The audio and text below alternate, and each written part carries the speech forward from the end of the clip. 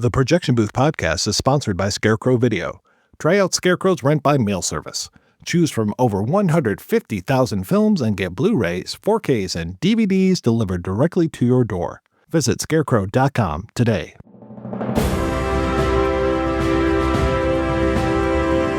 Hold your ears, folks. It's showtime. People pay good money to see this movie.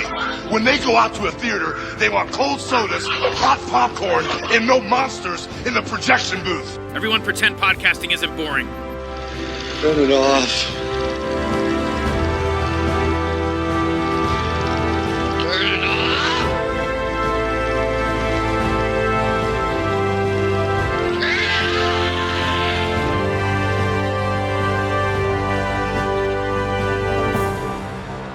I'm just a girl. Too dry, too hot, too many bloody flies, but it's ours. It's Australia. My first brekkie with my new hubby. I'm not your husband. We're not married. Will you wait till you see the photos? Stand up, you duffer. Whack me in the head. Head in the gate. Honeymoon is totally unacceptable. You asked me. Well, I don't think On so. the beach, you said. What did I say? I love you. I want you to be happy here, Teddy. That's my prayer. As far as the 7 o'clock news goes, Woop Woop doesn't exist, and that's the way we like it. Nobody leaves here without my permission, and that permission is never given.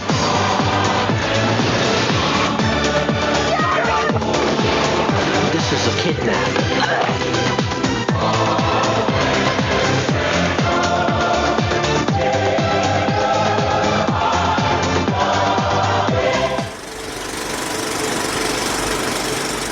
Welcome to the Projection Booth. I'm your host, Mike White. Join me once again is Mr. Ben Buckingham. G'day, mate. Also back in the booth is Ms. Rahne Alexander. G'day, mate. I'm happy to be back. We are wrapping up a month looking at Australian films with one from 1997, Welcome to Woop Woop, directed by Stephan Elliott and adapted from the book by Douglas Kennedy, The Dead Heart, adapted by Michael Thomas. The film stars Johnathon Schaech as Teddy, a felonious bird peddler who goes on the lam to Australia where he meets Angie, played by Susie Porter, a good time gal who wants to go full-time in her shantytown of Woop Woop, an outback burg that is literally off the map. This film became notorious after a disastrous screening at Cannes. We will be talking about that. We'll be talking about the movie. We'll be spoiling it as much as we can. So if you don't want anything ruined, please go ahead and watch the film and come back after you have. We will still be here. So Ben, you're the one who, and I don't know if it would recommend or if you just put this on my radar, but I'm very curious, what is your history with this film? It goes back to the very beginning. I am one of the 6 people who saw this in the cinemas in Australia. My Uncle Paul was one of those 6. He was not impressed. I loved it. It would have been 97. It's a crazy year for films that year. It was like, we won a pass that gave us $5 tickets, two $5 tickets every day of the year. It was about the same time I was falling out of doing school as a normal person, and my mum and I would just go to the movies every week, sometimes 2-3 times. Like Starship Troopers, Alien Resurrection, American Werewolf in Paris, Welcome to Woop Woop. Like, it was all happening in 1997. I just remember being absolutely enraptured with it and blown away and obsessed. And Uncle Paul was like, what the fuck was that shit? Definitely like an older generation. And he's a very Aussie fellow who there's definitely characters in the film who remind me of him. So I think it was the classic little bit too close to home.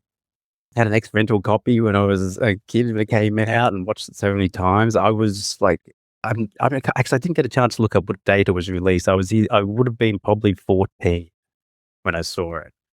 Perhaps a little bit too young, perhaps exactly the right age, depending on the critic you talk to. And it's just always been there in the background. It kind of disappeared for a long while between like the VHS days and it finally getting a bit of a resurgence in the last few years. But it was one that I came back to and have seen quite a few times since, and I just keep finding more layered. I don't even think it's layered. It's just striking. Like there's so many parts of it that are just striking in how much they cut to like bone or cut nerves or reveal like, or so much about not just Australian, but like the weird little totalitarian like jaunts we go on sometimes when we're looking for freedom. And coming back to it again this time, it's just like, oh man, we really missed something special in this not getting a chance to be finished, for starters. As Stephan Elliott says in the commentary, it's an unfinished film. And also, yet again, cultural sphere just doing the exact same thing it always does and having a knee-jerk reaction and going, yeah, nah, I don't like it.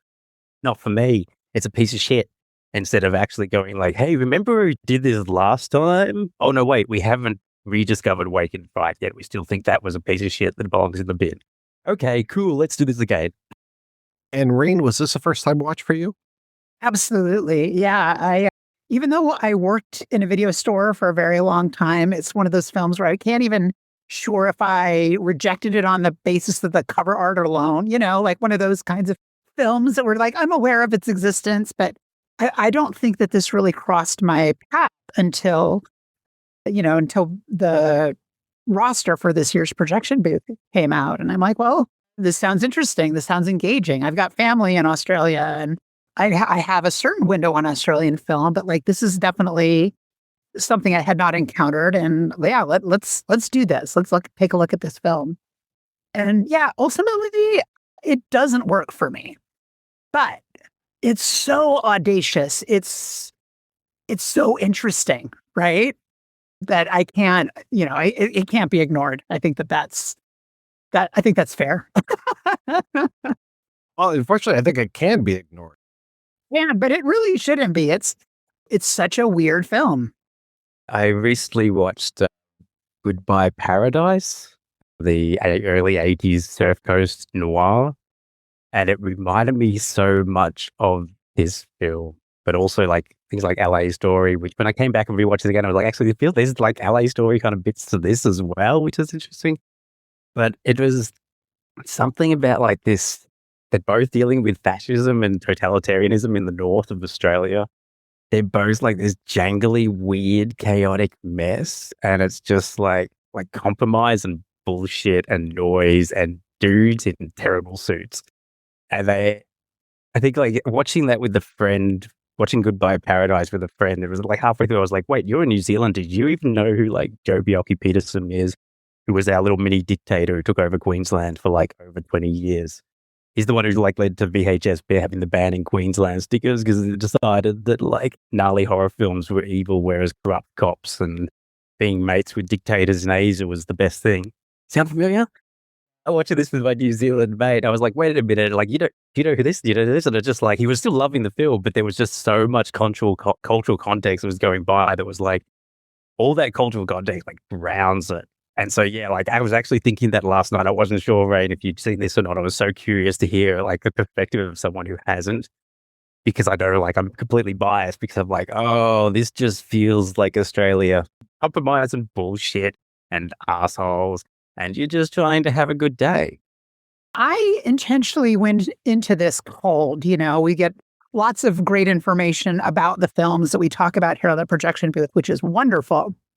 But I thought, especially because I was so busy right before it, that I'm like, let me just like try to get to this film in a way that is not compromised by any other perspectives. And it's such a perplexing experience from that position, like not really recognizing like what environment this film was made in. If I had no real sense that this was the follow-up to Priscilla, Queen of the Desert. So, of course, as I'm watching it, I'm like, okay, well, this has extreme Priscilla vibes. It's like occupying this interesting space between a Priscilla, Queen of the Desert and, Mad Max or like all the other desert apocalypses that, I know and love. Or, I mean, even like Tank Girl, which I've talked about on this podcast as well, kept coming to mind. I really wasn't sure what to make of it all until going back and delving into director commentary, some of the articles that were, helping me understand what's going on here, because as I didn't find a foothold in any of these characters, right? And I knew, like, of course I know that like all this cultural context is passing me by. But then the other thing that occurred to me is that, I'm a Gen X age person.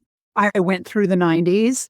The opening Tarantino-esque bits really felt flat to me. And I was wondering, would I have felt different about this if I had seen it in 1997? Like, just the chaos, that chaos that exists. It seems so 90s. It seems so dated. Funny you say that, because I was actually thinking Killing Zoe while I was watching it again yesterday. We're in a not quite America doing a not quite Tarantino, and it feels odd. And I was shaking my head as you said. I'm like, I don't think it didn't feel real. It doesn't work as a Tarantino riff. I feel like it's more. It feels a little bit more Roger Avery, but it's like, like if Roger Avery was more queer and weird. Demoot Tarantino. But it's like even further, push Roger Avery further out of that, and you get somewhere to where Woop Woop is. But that beginning always felt like jangly and odd, and almost like sets you on the wrong path for the rest of the film. But they're like, after you watch it like a dozen times, you're like, actually, this is the right wrong step. The tone, the shifts in tone are just incredible. And so when you talked about this movie, I was never sure if you were talking about it in good terms or bad, because you would always be like, oh, you got to watch that. Like, oh boy, oh yeah, there's this whole movie and boy, it's pretty notorious. And I'm like, okay, I'm not going to ask if he likes it or he doesn't like it. And so now I'm finally like finding that you do like it, because I wasn't even sure, because I know this was very disliked by a lot of people, especially Australians, when it came out. But like you said, it started to gain a cult and all this stuff. But yeah, it's a tough film to like. Just these shifts. Like you said, we've got this Tarantino opening. You've got a little cameo here by Tina Louise from Gilligan's Island. You've got Rachel Griffiths showing up as this wild girl with the long fake blonde hair. What we didn't say is it's Rachel Griffiths showing up as Juliette Lewis, and she basically is Juliette Lewis. Yes, she nails it. But then you suddenly go into like ZAZ territory, where all of these cockatoos have been released, and cockatoos just always sound like a punchline to me. Have you ever had a cockatoo in your hotel room? No, never. All these cockatoos are released in New York City, and all of the Americans that are there in New York are pulling out guns and shooting at these cockatoos. And I'm just like, this feels like something that I would see in like, not a classic ZAZ. This feels more like when David Zucker goes off and does his own right wing kind of thing. When he does that, it felt like this is a view of America, and which it is. And then we're going to get the view of Australia after that. Meanwhile, you've got our main character. I know I saw him in, what was he in, Doom Generation, but he is doing like this, kind of reminds me at times of Peter Gallagher, reminds me a little bit of like Skeet Ulrich. And sometimes he reminds me, especially in the beginning when he's got this wild suit on here, reminds me of Billy Zane from I Woke Up Early the Day I Died. Yes, I was going to mention Billy Zane. Absolutely. He's a very particular flavor of 90s boy, isn't he? And then to hear the horror stories from the audio commentary, thank you so much for providing that audio commentary. The horror stories of Tina Louise, the horror stories of Johnathon, and just what a basket case he was, especially when, everyone's laughing at this Barry Humphrey guys. Why aren't they laughing at me? And I'm like, wow, okay, just like the definition of the actor who needs so much care and attention, it's like, oh, wow. And then also, it wasn't easy watching this film just because I could tell that it probably looked pretty darn good. Mike Malloy is a great cinematographer, but the transfer that I watched, like I was unable to find a nice version of this. It is full frame except for the credits. And man, oh man, do I know I'm missing a lot of stuff. And just the transfer itself, I'm seeing scratches. It just looks muddy. And I'm like, man, I'd like to see, like you saw, Ben, I would love to have seen this in the theater. Yeah, I can't remember what it looked like, obviously, because that was 30 years ago next year. Jeez. Anyway, let's leave that thought aside. The copy I have is a DVD copy, Umbrella. 2019 or 2018, I didn't get a chance to look it up, but he talks about doing a 2020 attempt at a recut in the commentary, so it's a little bit more recent than I thought. but it's still only a DVD and it still looks rough. Like, it's better and it's scope. This is a scope film. The landscape is huge. It looks incredible, but the lack of detail is so apparent. It's still just like, it has that kind of flatness that a lot of Australian 90s cinema has, which I don't think is entirely like, there's a choice there, but I think that if they had a chance to actually go and clean these up and get them popping again, they would look quite different. And this is one for sure. And there's so much little details in here, in the landscape and the production design and the characters, the costume. It's like, yeah, it would be a different experience to see this in like 4K with everything allowed to like roar into life, and having that kind of the flatness, or even worse than, my image was flat, yours was atrocious that you saw it as. And it does roll together to create a certain impact that isn't. It's not that, I wouldn't say that it isn't the film, because like it is all bundled up in this film, like all the failure and chaos and the way they couldn't do things. Like, like on the commentary, he talks about when they went up and shot in the cave and all that he get was like a poly up there, which is like it's like nothing. It's no lighting at all. And you can tell it looks totally off from the rest of it. And you could fix that pretty easily with just a little bit of tweaking now to give it a bit of oomph. But that's what they were fighting against. And it's kind of remarkable they got as much as they did, 53 degrees Celsius weather as they were all running out of water and nearly dying because they had to shoot in summer instead of winter. And I think if it had a beautiful restoration, it would flow together better. Because I think even we mentioned about, that Schaech was very difficult to work with, but by the end of the commentary, Stephan Elliott's like, yeah, actually, he's great. Like, he did warm up, he did get better. He seemed to sort out a bit of his own personal shit and open up to the crew. And you can see it in the film because they did shoot it chronologically. And you can feel the bit where he starts to open up and warm up, I think, as a person, going through some stuff out of the desert with all these weirdos. And it feeds into the character because that's his character. He's someone who's clearly running from a lot of shit, who's using a lot of literal tricks and grifting kind of stuff to be the sweet, big, toothy grinned, wide-eyed boy that just slides by, and then he runs into Woop Woop. And it's it feels, there's parallel narratives there that I think once you watch it a couple of times, you have Elliott's commentary in your head, you can really see it. And at the end, Steve Elliott's he did actually hand in a great performance. You feel that transformation in him, and he actually is doing some, he's not the straight man at all. They mentioned in the commentary that in preparation, he watched a lot of classic physical humor comedy stuff, like old Buster Keaton's and Three Stooges and things like that, to get that kind of performance down. But when he's doing that, the way that Elliott shoots it, it's not the focus. He's doing that almost off to the side. So it's not, he's the straight man who's not a straight man. And it's kind of a difficult thing to juggle, and it does actually somehow slide through this. I think in any other film that wasn't as cranked up to 1010, absolutely maximal, it wouldn't be as much of a straight man role, but it balances everybody out there way off the cliff. And he really does do a great job. And I as a kid, I was I wish it was somebody else in it. He does nothing for me. There's no vibe. But now as an adult, I'm just oh, dude, you were a sad little kid who was learning magic and learning how to get the bullies to leave you alone, weren't you? And then you got stuck amongst all the bullies in a crater in hell. I did read The Dead Heart, and to see what Michael Thomas did with this, and I'm hoping Michael Thomas, at the time of this recording, I haven't heard back from him. I was really hoping I could get him back on the show. We talked to him for the Hunger episode, so maybe he'll come back on. But right now, not looking good. But Thomas took a lot of liberties. So this whole idea of our main character being this grifter selling these exotic birds, and you're going to get this bird theme coming through the whole movie throughout a lot of cockatoos. And it's even kind of weird because he flies into Sydney, but then when we do a little transition and he's driving along the road, he's in the Northern Territories. And I'm just how did he get there? Because in the book, it's very different, because he basically is a journalist our main character is a journalist who's working for a lot of little newspapers. And somehow he comes across a map of Australia and he gets obsessed with it.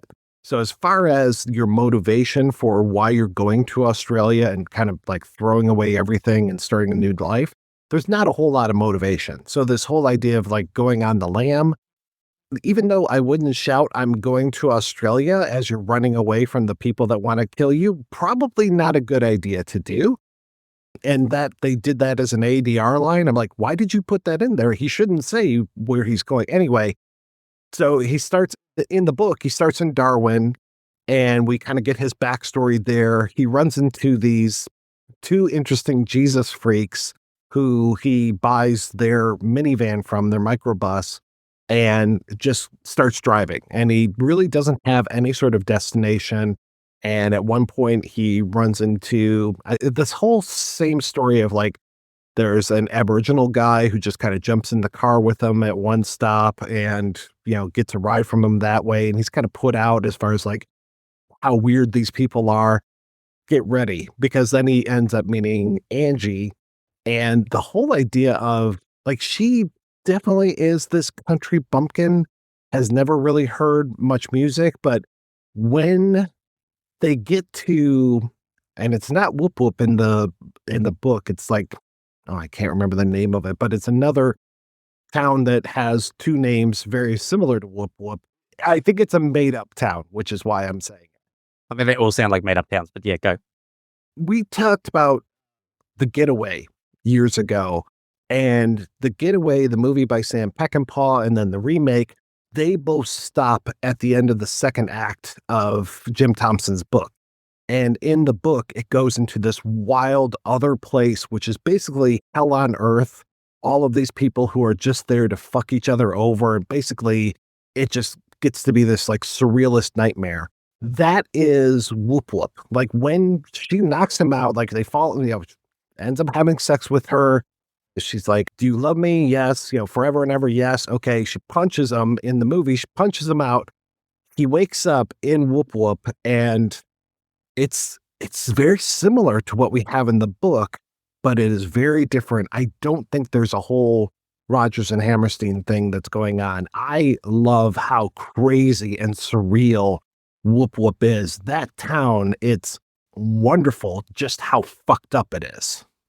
I mean, there's things that I really, really liked about the depiction, even though like ultimately I feel like it was missing so much. And I want to proceed that by saying, part of what I thought about this, especially the second time I went through, the cockatoo sail gone awry, which leads in these cockatoos flying away through New York City. And I think we should talk a little bit more about that scene in a bit too, but it has this magical realism aspect to it. Like this idea that like he's following these cockatoos and the cockatoos are going to fly to Australia and so is he, right?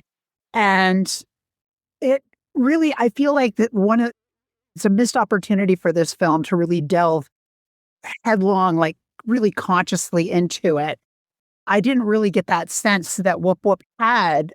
It was too real in many ways to me, as a viewer, like, the griminess. And I mean, of course it's wacky and it's funny, but I think about the ways that films like, I don't know, Baghdad Cafe function, or even like Dragon Inn, these little isolated places in the middle of nowhere where just the wildest shit happens, right? This is very much in dialogue with those, but it felt like what was transforming this character wasn't like our American hero, anti-hero, wasn't so much that realism, that magical realism. Does that make sense? My response to that would be like a lot of Australians see him like butting up those cockatoos and be like, I'm getting my birds back. And they go into Australia and Australians would be like, what the fuck is he talking about? I don't think cockatoos can fly that far over water. Like, they can't. So what's this fucking drongo doing? Like, so from an Australian perspective, you're open to the film, but just being like, this guy's jeez. You're meant to like, I think, open it with being just like, what the fuck is this?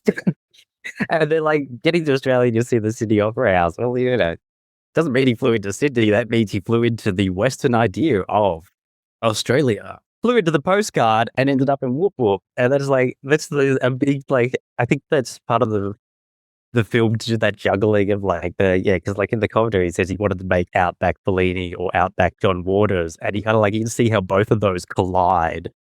And this film doesn't feel that elevated. Like, it doesn't feel that extravagant. Like, Australians are weirdos, and we get real weird when we go off into like places like this. Everywhere in the world does. Everywhere it does. And there's that like that English strain of like Mad Dogs and Englishmen, and just like, yeah, I'm completely I'm not saying like that you're wrong or you need to get your head straight to like get this film or anything. It's just I like absolutely makes sense. Like, I agree 100% with everything you're saying. And like, oh yeah, nah, it doesn't work, and it's weird and it's wonky and like that. And it's like, but at the end, for me, it's just like that's yeah. It's like we found this amazing country called the Lucky Country, and then we just kind of fucked it up, and not even in like an energetic way like America. We kind of just like bled across the landscape and like sunk into these little rat holes and made a lot of junk and like had dogs and ate roos and pineapple. I think the Rogers and Hammerstein thing, you know how like they keep finding a lot of lost films down in like New Zealand, and part of the reason is that the 35mm prints would do their like roadshow across the world, and they do all the like play for a couple of years in all the big places, and then they'd slowly trickle their way down south. So by the time they got playing in Australia and New Zealand, they were like 4 or 5 years old, and nobody wanted them back overseas. So nobody was paying to ship them. So they just ended up stuck in archives, and that's how like we find lost hitchhikers and such. And it's like trickle down culture, like, is what Australia experienced for a very, very long time. It was like, oh, you can make your own, but we have the cultural cringe where we don't like the things that we make a lot of the time. So we won't watch our own stuff. And so we're waiting on the rest of the world to finally send their culture down here. And then it's like, by the time it gets here, it's ancient and abandoned. And it's like, oh, well, of course, the natural like cinema metaphor for that is for like Rogers and Hammerstein to be piled up in an asteroid crater in the middle of nowhere, just being watched on repeat, just like memifying people's brains with that kind of thing as a total disconnect from anything that they have. Or if it does have a connect, like fighting in the South Pacific during the war for their parents or grandparents, it's the same kind of like fantasy detached version that gives them no understanding of connection. The film is so infused with that, where it's just like, yeah, look at this amazing like cultural stuff and these like all these objects, and look at this technology, and like let's all just pile it somewhere and just Well, what I think is so interesting about that, and I think the Rogers and Hammerstein-ness of it really highlights this. It underscores it in a way that I'm still grappling with, which is in this film, and I've watched a couple of other of his films in this time, I think that he's really got something to say about the relationship between U.S. Americanism and Australianism. And like, I'm not sure that he's saying it in a way that I'm receiving it, right? Because it's not so much about like this fish out of water character really transforming in any significant way on that axis. But we have this opening where he escapes New York in a wave of gunfire in the middle of Times Square, right? Like, if you watch this, like, make sure you just watch this opening sequence, because it is bananas, right?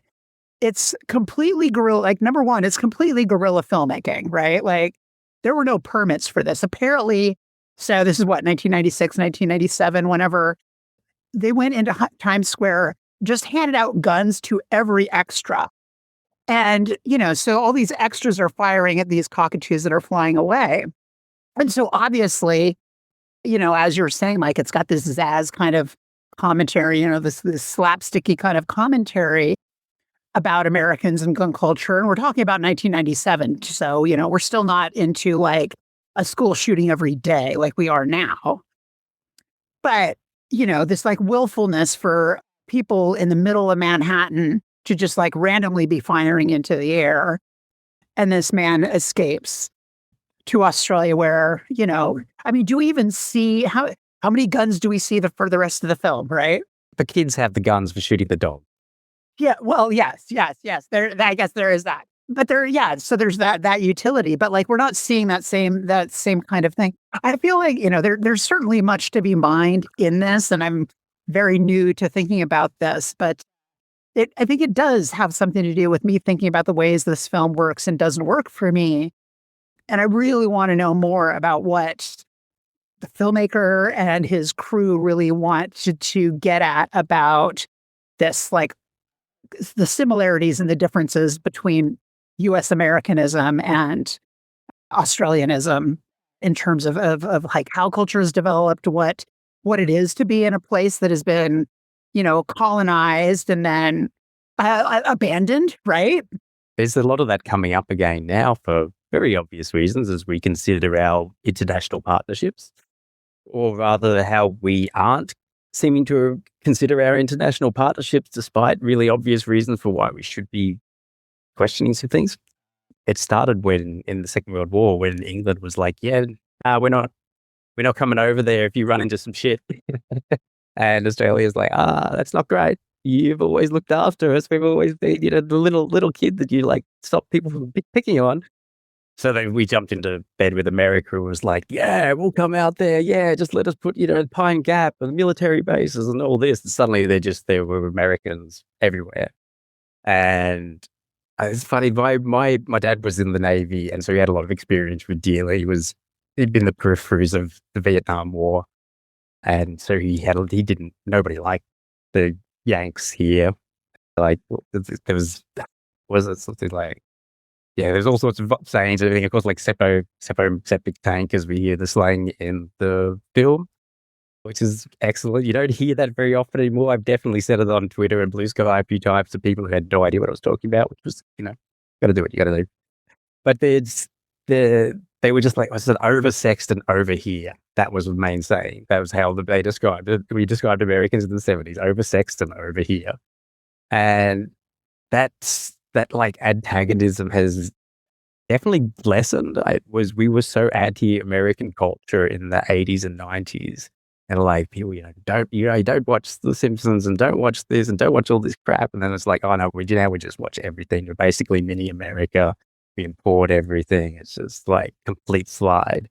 And it's like, that is a big part of our relationship with America. It's like, we can't actually work up the energy to actually be something like racist about it. It's just this apathetic dislike that we won't push against or really deal with in any way. And I think that does come across in this film where they're like, you're oversexed and you're over here, fine. Rain, you mentioned that you could see Priscilla going through a lot of this, and it is interesting. So this was the third feature by Stephan Elliott. He started, he was assistant director. I actually worked on the Coca-Cola Kid, the Duchamp Macaveo film, which is interesting. Moved up to writing, did some writing as well. Frauds was his first film, which I watched last night. That was really wild to watch that. I'm not sure if I liked it or not yet. The jury's still out. I do love Adventures of Priscilla, Queen of the Desert. The very first time I ever saw that, and this episode is probably going to be as close to me doing an episode about Priscilla as well. I watched that movie, just happened to catch part of it on cable. Was it cable? Because it might have been one of those things because they either showed it right again afterwards or they showed it again 2 hours later, and I watched it again that same day, which does not happen very much to me. I think the last time I've talked about doing that was Demolition Man. So Priscilla, Queen of the Desert holds a very special place for me. And Woop Woop, after Priscilla, he was basically on top of the world, being wooed by Hollywood. Come on over here, and we're going to poach the talent from Australia. Come on over. And that was a great time for Australians in America. It was also Guy Pearce was making appearances. He showed up in, he was fantastic in LA Confidential. Can't remember, is Russell Crowe Australian or is he in New Zealand? It doesn't matter, but he was also... New Zealand didn't want him. We're stuck with him now. Born in New Zealand in 64, a hot-headed actor named Russell Crowe. He loves to act, but he loves one thing more: fight round the world. He fights his directors and he fights his fans. It's a problem no one understands. If there's two things he loves, it's fighting and fight round the world. Making movies, making music, and fighting round the world. Russell Crowe. So he also is making this transition. a lot of people transitioning over. This is before we started to do a lot of production work in Australia, with the Matrix films and all that. Elliott goes over to Hollywood. I think he was the first director of The First Wives Club and ended up, I think it was that film. I've read rumors that it was that one, and basically said, listen, I need to go to the bathroom. And he just kept walking and walked off of the set. He didn't want anything to do with this American production. I know for sure he knows Tom Hanks because he talks about that in the audio commentary, that Hanks was the one that recommended Schaech. And yeah, it's funny how he changes his tune through the entire thing. Like by the end, he's like, yeah, Schaech was a good guy. But like at the beginning, he's just like, fuck you, Tom Hanks. How dare you recommend this guy to me? When he started to make Welcome to Woop Woop, which was under a few other titles, The Dead Heart being one of them, and like he said, it sounds like a horror film. When he starts to do it, people are throwing money at him, being like, yes, make another Priscilla, make another Priscilla. And he's basically like, I'm going to make the anti-Priscilla. But this movie feels so similar to, well, two things from Priscilla, Queen of the Desert. One, in Priscilla, you get those amazing things like when they're going through the desert and you have that tremendous cape behind. I think it was Hugo Weaving, or it might have been Guy Pearce with that one, because there's also another scene where there's like smoke and they're on top of the bus and it's just very operatic and beautiful and so many beautiful scenes, so wonderful. But then you get the scene in Kupapiti where you see what Elliott calls the real Australia. And that's where it's like, we don't want you here. We're going to kick your ass. They even encounter that near Broken Hill where they have the graffiti on the side of the bus. And it's like, this becomes those scenes all as one movie. This becomes that ugly underbelly of Australia. And for Elliott, that's the real Australia, I think. Like, he's like, yeah, the cities are one thing, but this is the majority of the country is this thing. And Ben, I have to ask you, because this word kept coming up like crazy while I was reading things. Ocker? Ocker, is that right? Yeah, Ocker. It's Aussie. That's Ocker, mate. Like, it's true blue, Ridgy Didge. What don't you understand? Aussie, Aussie, Aussie. I don't understand what that means. Anything that you just said, I don't understand. It's like, yeah, I said Ocker is just like, it means it's really Aussie. Like, it's legit Aussie. It's like proper cultural representation would be the academic way to say Ocker, I guess. A verisimilitude to like Australian identity and belief about the self. So you can see how this film is like juggling the two sides of that, of like what we think is like true blue Aussie and what is actually true blue Aussie. Oh man, I had some mates who worked up in the mines in the Northern Territory, and some of the like horror stories they had of just the casual kind of degradation and violence was just not great. And it's like, yeah, it's like country towns, just shit. I grew up in a country town, it was shit. Mine was pretty close into the city, so it was just boring as opposed to being wild and crazy. But like even these, it's probably, no, it's not better. It's like, it's probably better than it used to be because there are more distractions in a lot of ways. I don't think there's the random chaos as much, maybe different kind of random chaos. But like I remember watching Nitram, the Martin Bryant film by the loaded Snowtown, and being like, yeah, this feels real. Yeah, this feels legit. Like it's not excusing. It's not like Martin Bryant had very significant mental health issues, but it's the whole thing of like, yeah, look at this little country town that did nothing and made it worse. Yep. Yeah. And it's just like, even when it's being like not this insane, amplified, booze fueled, whatever, it still just somehow manages to be like, yeah, it wasn't helpful. It didn't lead to good outcome. And that's the kind of darkness where it's just like bored people get up to bad shit because there's so little movement. It's like stagnant water, like because the spaces are so huge. And I spent some time down in Flinders Island for a job before last, which is a little island off the top of Tasmania, the little island state at the bottom of Australia. And I was staying in Lady Barron, which is the dock part of port town of Flinders Island. There's only like 97 people living in the whole town. And a significant chunk of them have different being to the mainland, which is the main city of Flinders Island, which is a 45-minute way. A significant chunk of people in Eastbourne haven't been there for 20 years.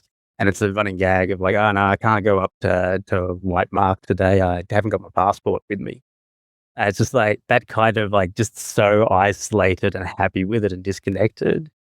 And it's like something like in Flinders Island. I want to say that like it's better. Who knows what happens in Flinders Island that we don't hear about? But I think there's a little bit more choice by some people to be there. Whereas when you end up in these places that you like you went there for work and just got stuck there, breaking fight as well. That it does lead that to the heart of darkness kind of thing, and that the frontier in Australia is like never really there, but it's never far away. Like it doesn't manifest in a way that is as tangible as in the American sphere, imaginary confluence. But in Australia, it's just kind of burbling away and can really easily cause rot, especially with how many of the very traditional psychological flaws and inabilities to communicate that we have, which definitely very much comes to the fore here. And listen to that, Stephan Elliott. His commentary is a delight. Like, you just seek it out if you haven't heard it. It's so interesting and funny and sad and crazy and hilarious. But listen to it as like, like your filmography makes way more sense now. You're like, he's mentioning all these people who he's friends with, these big stars, and it doesn't feel like he's doing it in a name job way. It's just because it's like, I think he talks to people and they like him. He seems like a guy who you talk to and you're just like, you're a fun, interesting, cool dude. Let's chat. But he's absolutely got that thing that he just like can't leave well enough alone. And like, Ray, when you were saying like, what was the crew and everybody thinking in making this? It sounds like everybody was making, I wouldn't say everybody was making a different film. I think there were a lot of people there who were too busy surviving and they were just working and doing good work, but still just working. And then, the producers and the money people, both present and overseas, were like thinking very different things and only being influential enough to add to the chaos.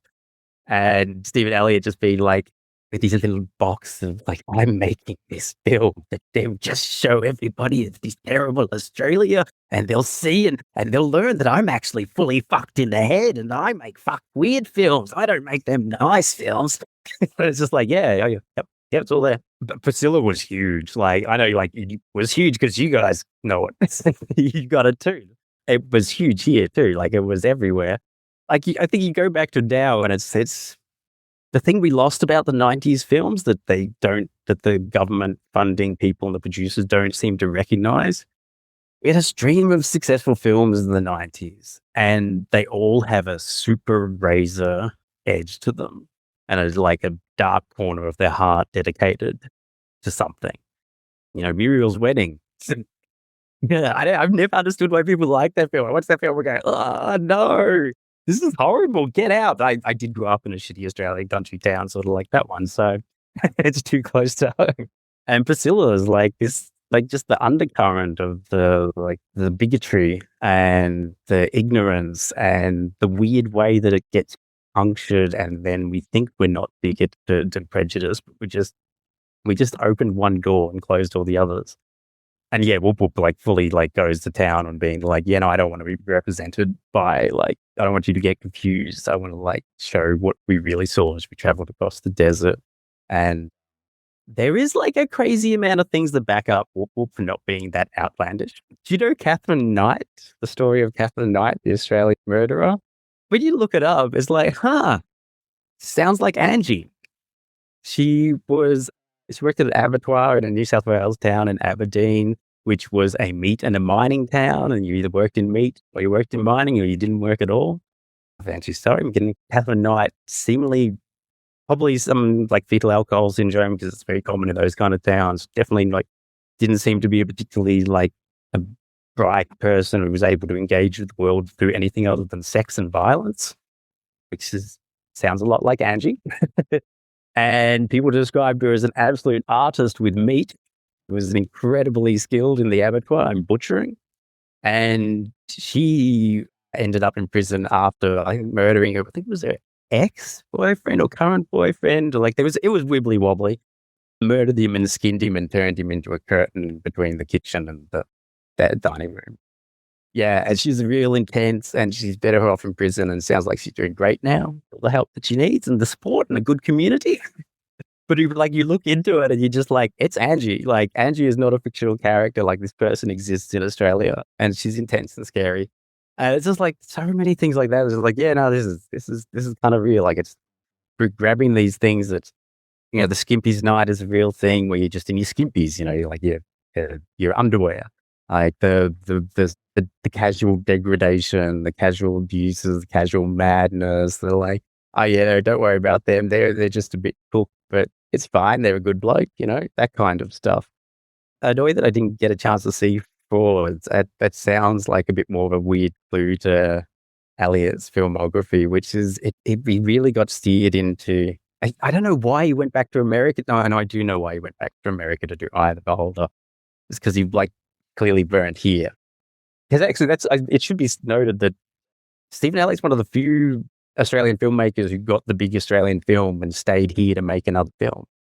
Like, generally, it's of that era, like, they bail, they go to America, everybody wants to be in LA, everybody wants to be where the money and noise is, and it's part of the reason why our industry is a bit dead, because we do just have that cultural exodus, that they get successful and they bugger off instead of staying here and trying to build some sort of more, like, solidly grounded industry that's capable of doing its own thing.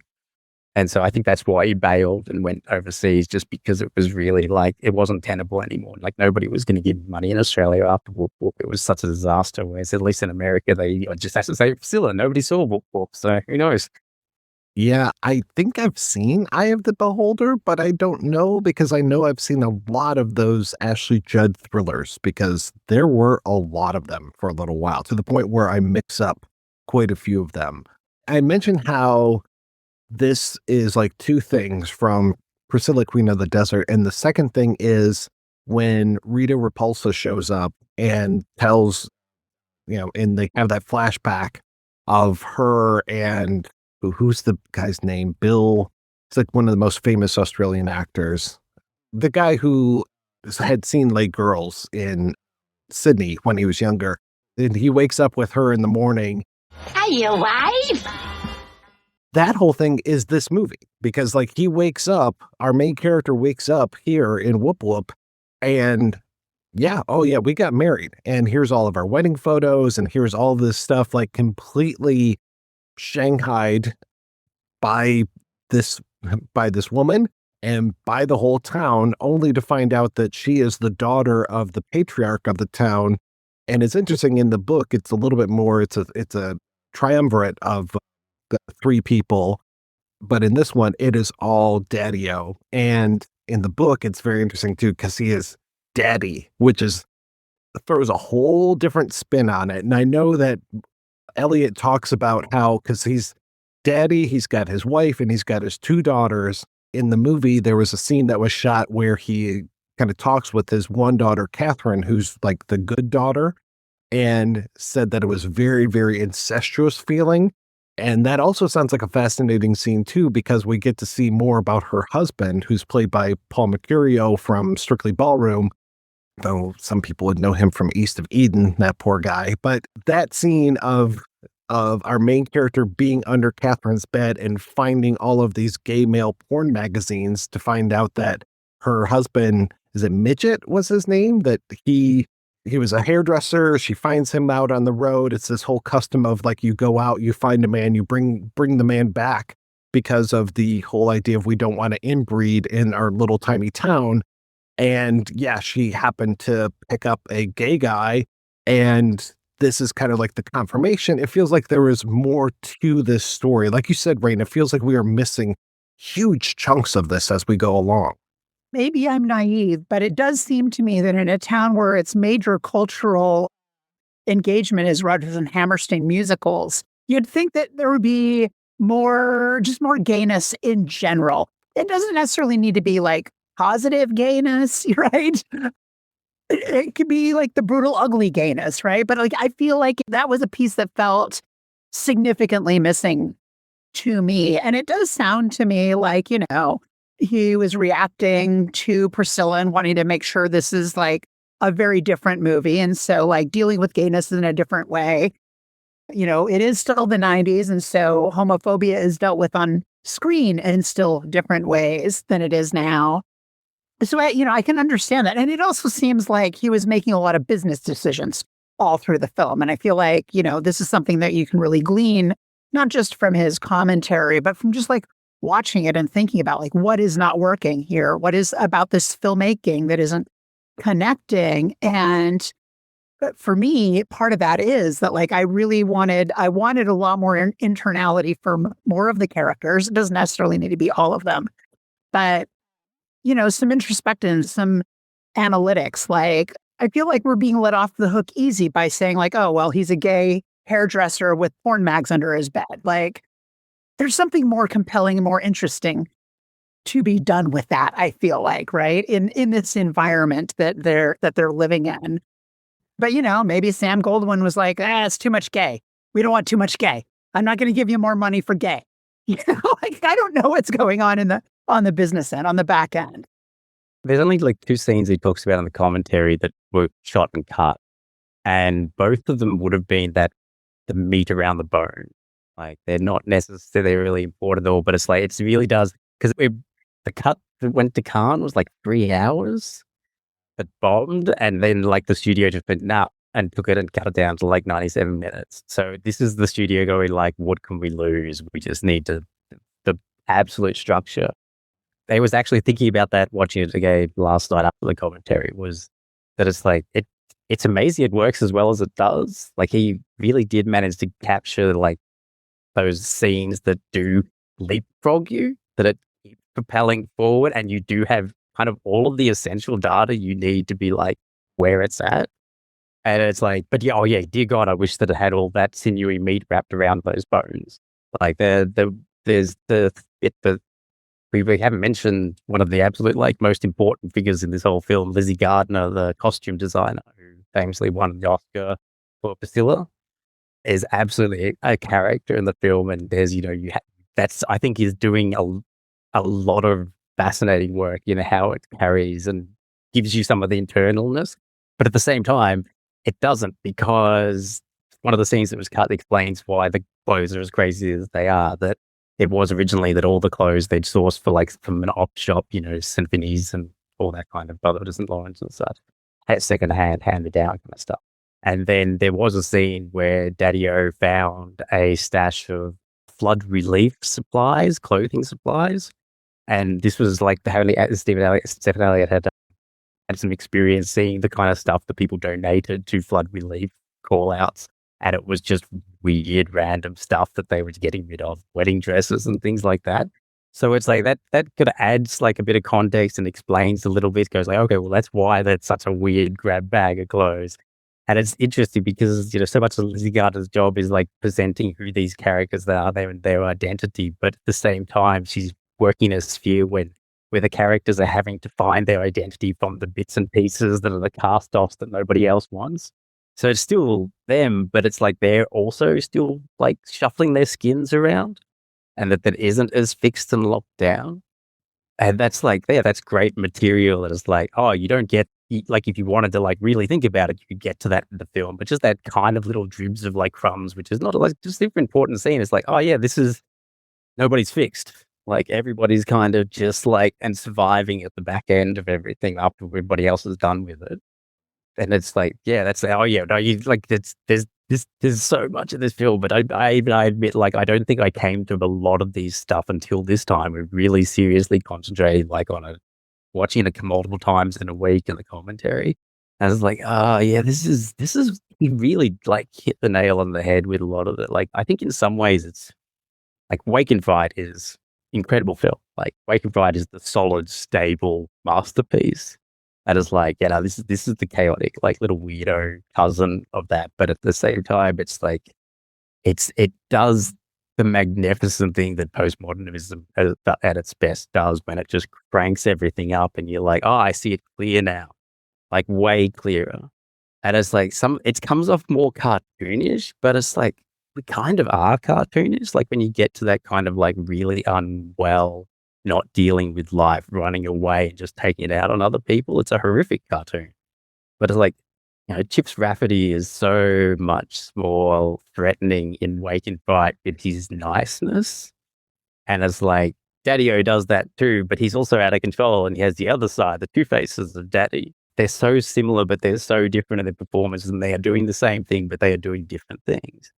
And it's like, it's funny to watch Wake and Fight and be like, oh, that is actually the chill version. Woop Woop was the like attempt to like go via Texas Chainsaw Massacre 2 to be like, yeah, no, it still actually just feels like Australia. Like this is, I've met these people. And even like, actually, what the costuming thing, I was hoping to get an answer for this, but I didn't exactly at all, really. The Collingwood football jersey that Daddy-O wears, so the black and white striped jersey that he wears for the majority of the film is the jersey of the Collingwood Magpies, which is an Australian football league team from Melbourne. And that is very loaded. He holds on to that and he wears it like a battle armor, which absolutely makes sense in the context of Australia. You know, that's like your team's colours. There's like people would wear that. And there was a famous Melbourne nightclub. And the last time I was ever there was like 5 a.m. in the morning and there was almost no one there. And I looked across the dance floor just in time to see a guy in a Collingwood football jersey just like fucking deck this guy on the dance floor. And he just went down and just like the dude just wandered off with his beer. It's like, yeah. So Collingwood football jerseys. But the fascinating thing, Collingwood has always been despised. Like people hate Collingwood supporters. They were rabble mob and they're too like this, they're too that, and everything like that. But that comes from they tended to be working class. They tended to be migrants who supported Collingwood. It was the classic thing of like, oh yeah, we hate the Collingwood Magpies and their supporters versus, you know, it's actually just racism and bigotry a lot of the time. But they are also sometimes quite a bit. Like they're famously a bit of a difficult crew, the supporters. So there's really interesting elements there that draw like the black and white jersey. He's seeing the world in black and white. It's working class associated. It's like battle dress. You go in, you fight the other team. But there's so many elements to that one piece. And I am inclined to think it's his, that it didn't come out of the flood relief. Whether it connects him and makes him a Melbourne boy or not, there's nothing that stands out specifically as like, oh, Daddy-O's actually from Melbourne. For those who don't know, Melbourne is like pretty much the opposite point from wherever Woop Woop is meant to be. It's green, it's arty, it's cultural. It's, you know, it's like the Vienna of the down under. Definitely like the wanker capital in a more intellectual, artistic sense of Australia. So that also is really interesting that it connects him to Melbourne in that way. And there's nothing else in the film that I'm aware of that really does. So I looked up the name of the town in the book and I was wrong. And it's not a 2-word double whoop whoop type name. It is Wallenup. And apparently that is based on Widdenoom, which is a former mining town over in Western Australia, which is a exclusion site. Basically, it has been condemned, and the Western Australian government strongly advises against all travel through Wittenoom and the surrounding areas. Like Wallenup and Woop Woop, it was an asbestos mine, and then it was basically taken off of the map and closed down in 2016. Wittenoom only had 3 permanent residents. The asbestos thing, do you have much of an issue with asbestos in America? If you or a loved one have been diagnosed with esophagus, stomach, or colon cancer, asbestos exposure may be to blame. Asbestos exposure in the Navy, shipyards, mills, heating, construction, or the automotive industries may have put you at risk for these cancers. I figure it's a worldwide thing, but it is a thing here, like intensely. Like there was a big Royal Commission in the 90s, I think. There was a big political fallout and being like lots of people being paid out from getting all sorts of horrific things from asbestos. Mm-hmm. And I just wondered if it was like more specifically because we're hot more. I'm curious if I'm going to die because of asbestos, because when I was younger, the high school that I went to had an entire wing that was closed off because of asbestos. And I actually broke in there one time because I wanted to see what this was like. And you could tell that they had basically been told it was very COVID-like in that it was get out now. You could see where there were all these decorations of the classrooms and all these things. It was very suddenly life stopped, but you could see a haze in the air. And I think that might have been the asbestos. But then every day I would go into science class and we had these big black they weren't really desks, but they were these black slabs that you would do your science experiments on. When we came in, those would be covered with snow, quote unquote. Basically, the ceiling tiles were just leaking asbestos every single day. So we were pretty much breathing that in for 4 years in high school. So yeah, good times. That's the kind of area I grew up in. Like this whole idea of like having, like we have so many places around here, so many fields and rivers and streams that are closed down and condemned because of all the waste products that I grew up around. So that's a lot of fun. In Baltimore, we've also got lead abatement measures. So between lead and asbestos, my generation is pretty much, it is a dire thing, but they could have very easily gone with the uranium like radiation thing because there is a lot of uranium mines out that way as well. So even it's interesting that they don't go that way. They stick with asbestos, which is, again, it's the workers, it's the miners, etc., working in the factories. There's no romance to asbestos. There maybe is a little romance to uranium because it glows and it's the ooh. Because it is sort of nation building. That was one with the heat thing, that if you do have a place where it's prone to fires, then you go, oh, we just make it out of asbestos and it'll be fine. And we built our nation on the backs of... I love watching old movies where they're talking about the wonder of asbestos, especially the educational things where it's just like, oh, look at Timmy in his asbestos suit kind of thing. It's like the wonder of asbestos. It was like, talking up thalidomide before you knew the consequences. My grandfather, he was on battleships and they would use asbestos all the time for like all the pipe fittings and all that kind of stuff. So yeah, he had a lot of medical problems. And here in the States, Ben, if you watch daytime television or even nighttime television, you can see commercials all the time for, were you or a loved one exposed to asbestos? So it's all of these mesothelioma commercials and like, don't worry, this isn't a lawsuit against your work. And I'm just like, why is that a problem? I would love to sue my job. Yeah, my joke is always like, it won't be the microplastics or the asbestos to get me. It's going to be the Agent Orange that Dad got dosed with in Vietnam. Going out fancy. But yeah, we should talk a little bit more about Daddy-O and just his hold over this town. And Angie didn't fall far from the tree because she is so manipulative and so mercurial. And that's the thing that comes through in the movie, but comes through, I think, more in the book as far as how quickly she can turn from the lovey-dovey wife who's got him trapped there for their honeymoon to the person that punches him in the nose and gives him a black eye. And he's a battered husband before the honeymoon is even over. He talks about going outside for a walk. She punches him in the face. He is constantly, in the book at least, in fear for his life from his own wife, this crazy person that captured him. The way that the movie plays out, you mentioned Wake and Fright. I was also reminded a lot of Dead End Drive-In and just this whole idea of being put under a dictator's thumb or even Turkey Shoot. But I guess it was more the scenes of the movie watching was reminding me of Dead End Drive-In and this whole dystopian thing because, you're talking about those costumes. Sorry, I'm jumping all over the place, but you're talking about those costumes. And I'm looking at them and I'm just like, this reminds me of Bartertown.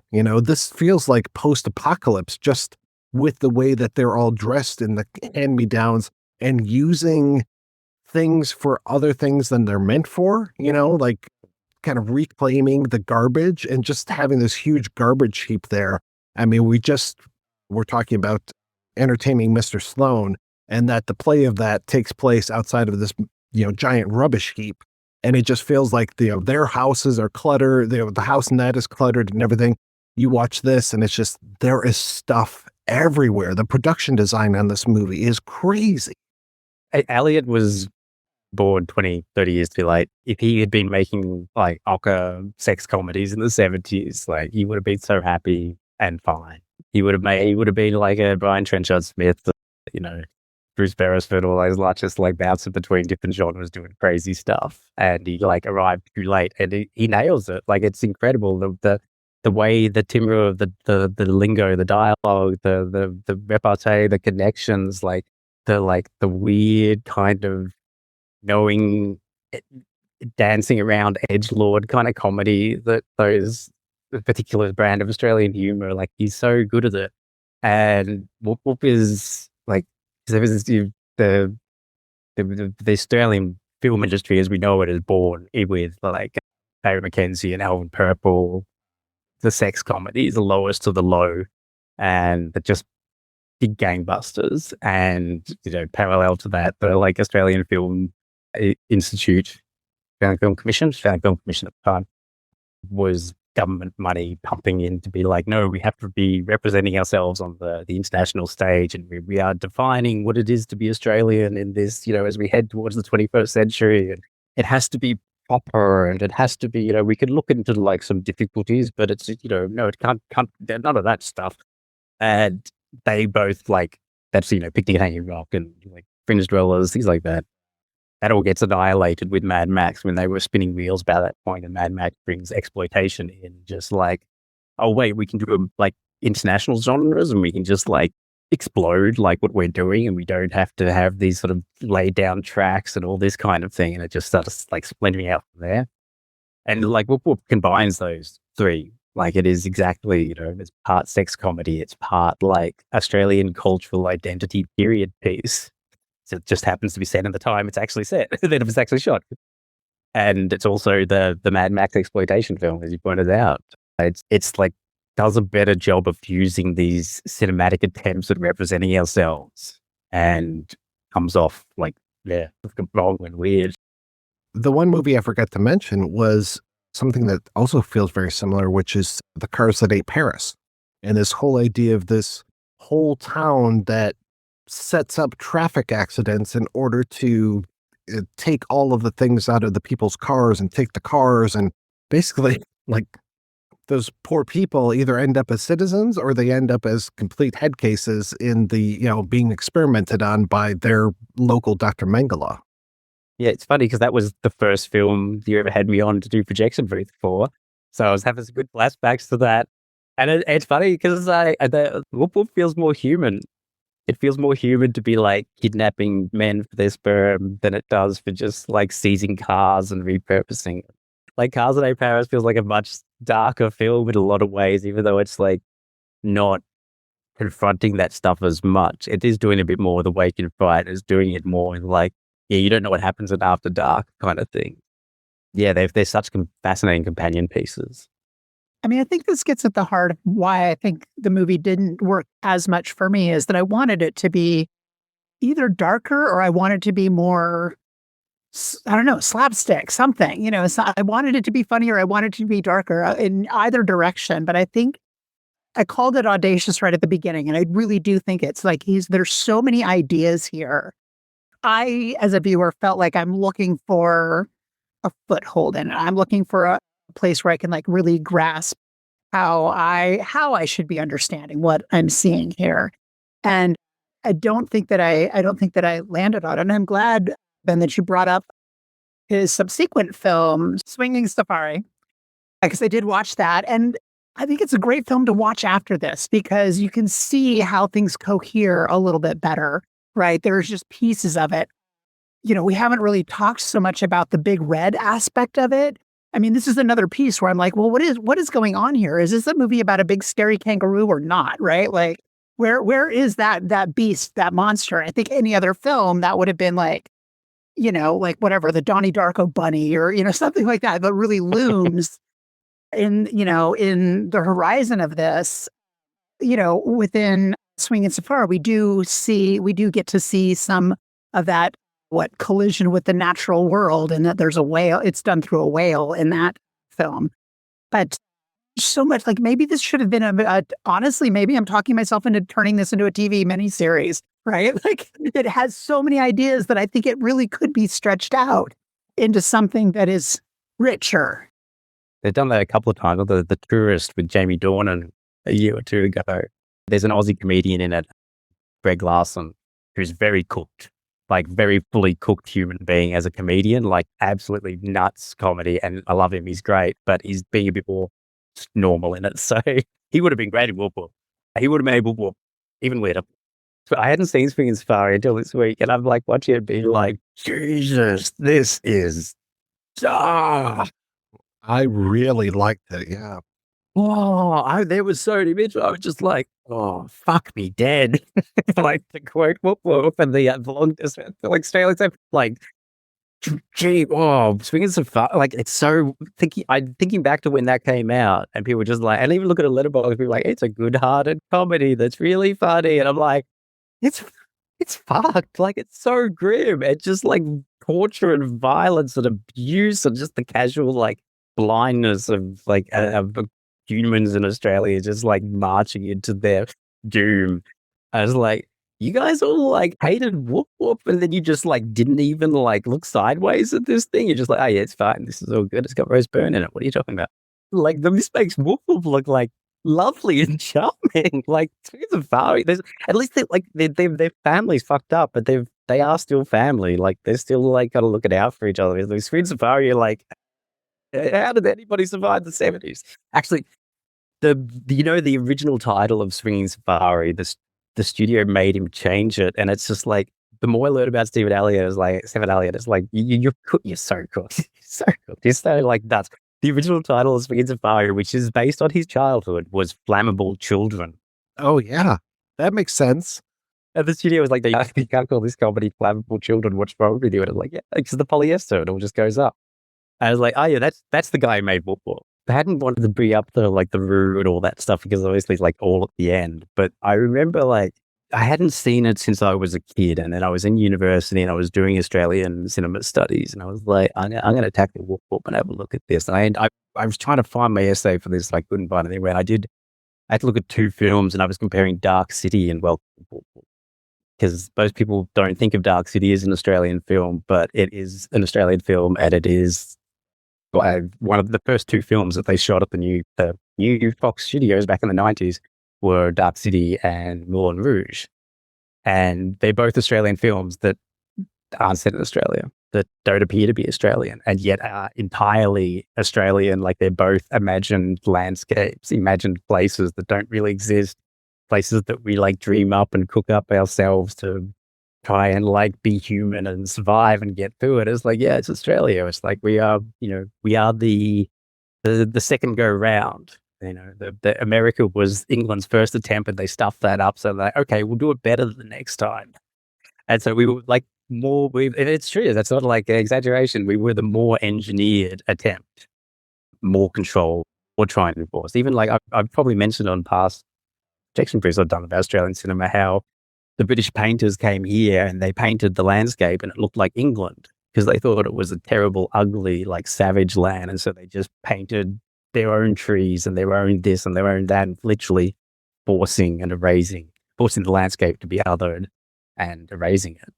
And so Dark City and Moulin Rouge are like Dark City, you can't get a better film about that topic. Wow, what is place and what is identity?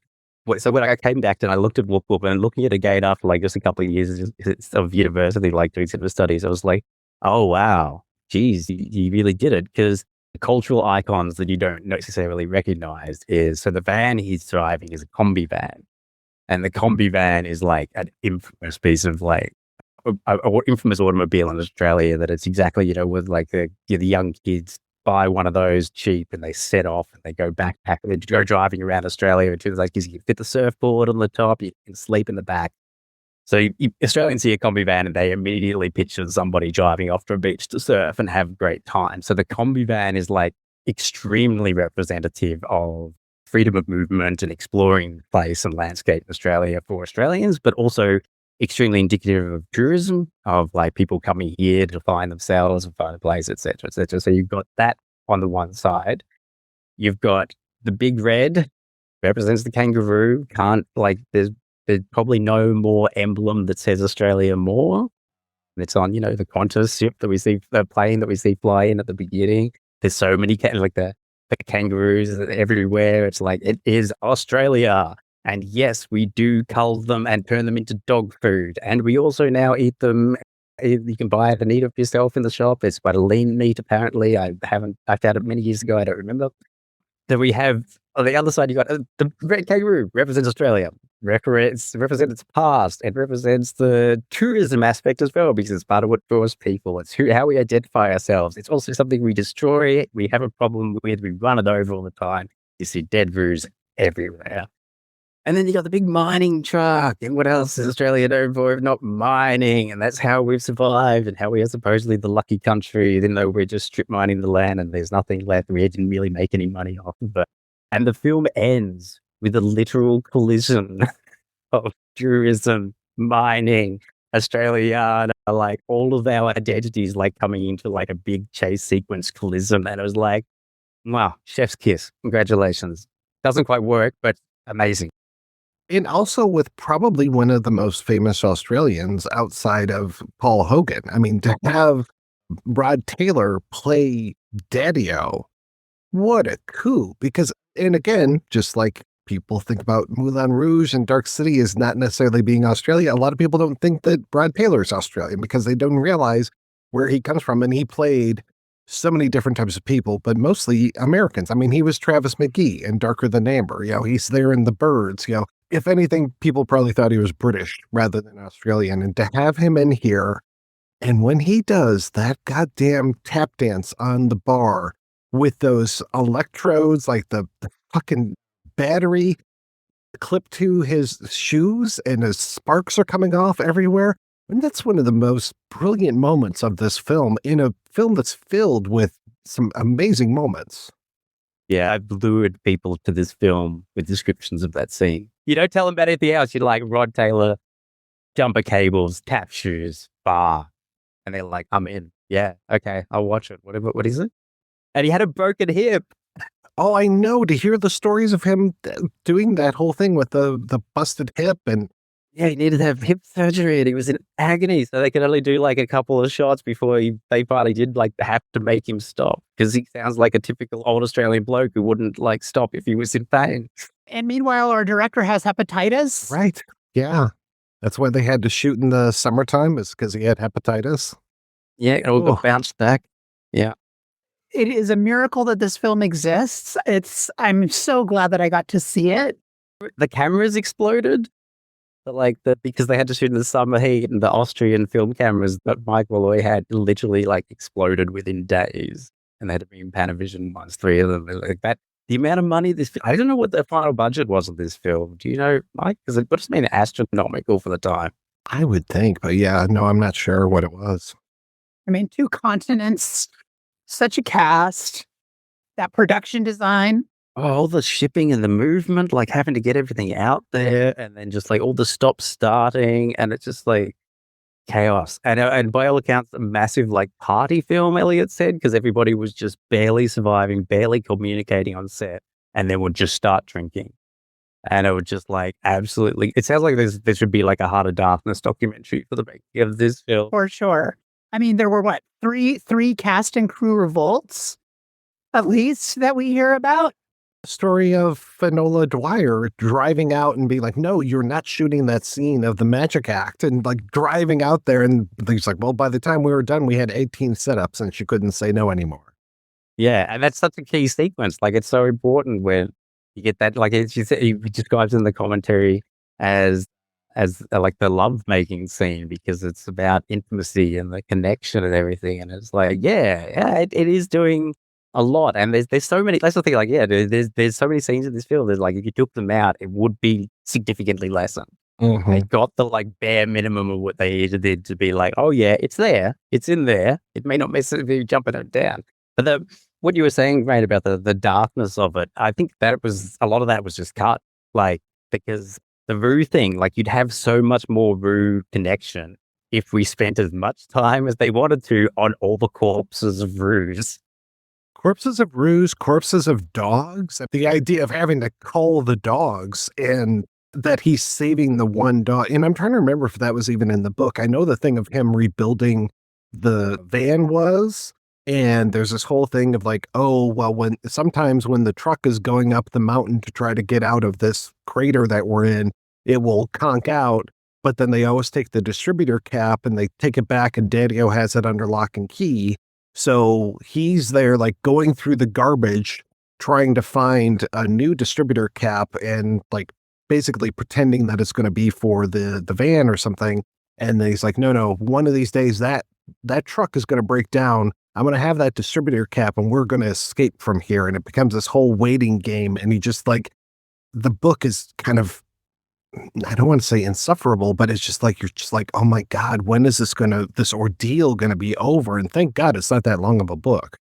Yeah, the last half of this film doesn't work. You can see it splintering out. Like, it doesn't have enough foundation that it needs. Like, it's so much more significant if, like, the main way that you have seen kangaroos through the whole film, and not just drips and drabs, is like getting run over, getting murdered by him with his guitar, getting like shipped in and pitchforked and cut up, real dead roos. Like, they imported dead kangaroo corpses for this scene, and almost all of it got cut out, bare minimum. And it's like, you would have been going through all that, and then you have Big Red showing up the end with these like, ooh, we don't like you guys, we're getting vengeance against you guys. It's like, it does balance it out that bit more. And also, like, the dead dog thing, you barely see that, like, because his dog does get murdered by Big Daddy, and we wanted to have a lingering shot of the dead dog there, and it's like, that got cut, shredded right down. And it's funny, because I remember years ago, I was on Night Living podcast doing a month selecting films, Australian horror films for them. And it was like, I did pick 3 films, and I got into the third one, and they were like, all of these films have dogs getting murdered in them, man. Like, what the fuck's wrong with Australia?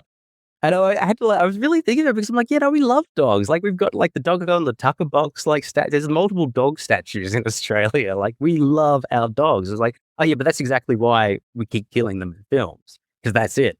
That's like, once someone does that, it's like, we're done, mate. We're done. This shit just got real. It's like, that's how we show it. They do it in Mad Max 2, like Babadook. It's like, oh, it's happening. Because you were talking about the crew revolts, Rain, and one of them happened when they had shipped in frozen dog corpses, and they were taking a chainsaw to them to cut them in half so that they could double the dog corpse population. Yeah, that sounds horrific. I heard that story, and I was like, what actually happened there, Stephan? Like, this doesn't make a whole... How did you go from like, oh, the dog melted when it was a whole dog and we couldn't use the frozen dog corpse, so let's cut it in half to how we can have 2. I'm like, I assuming they only had like 2 dogs and they wanted 2 corpses, and that's what it was. But it's like, it makes no sense. But then I bet nobody was making sense a lot of the time out there. They were probably so fucking hungover and dehydrated and like cooked in every single way that it was like, yeah, okay, no wonder like they were going to cut a dog in half, frozen dog off the chainsaw. And I know attitudes towards kangaroos are so much different for you than they are for me, because probably I've heard them described, like when we did our Wake and Fright episode, like, and Morris told his whole horrific story of being mauled by a kangaroo because, he thought it was Skippy, he was traumatized. But anyway, this whole idea of kangaroos being almost like rats is how they were described when we were talking about Wake and Fright and just how prevalent they are. But for me, as an American viewer, I would have been one of those people probably standing up and leaving the theater when he kills that kangaroo with the guitar, especially if it had been more violent than it is. Like for me, it's like, okay, this is the mercy killing of the deer that runs across the road. But yeah, with all of the dog deaths and everything, talk about just courting controversy, because people don't like to see one dog get killed in a movie, much less, oh, it's dog day, we're going to go around and murder all of these dogs.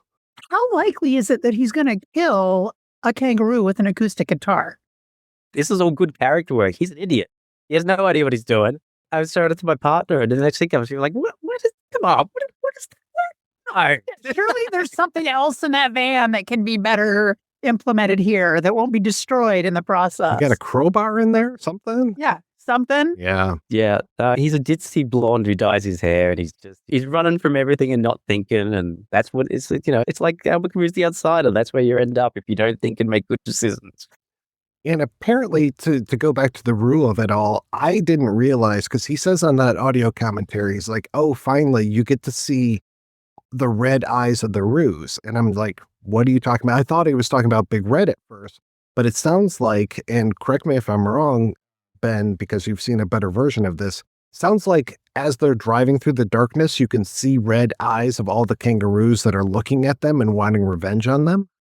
That is still very hard to tell on the print that I saw. You could definitely you could always see that the Big Red's eyes glowed red. Right. Oh yeah. I think I do vaguely remember like in the cinemas, like seeing that it was more like, oh wow, there's like lots of them with the red dots. And I do vaguely remember that, but it wasn't super clear in even the DVD version. Are there extra scenes on that DVD? No, there's nothing. There's commentary, and that's it. That's it. Like, yeah, nobody's ever seen the extra scene. Nobody, like, that I'm aware of. Other than the Cannes audience.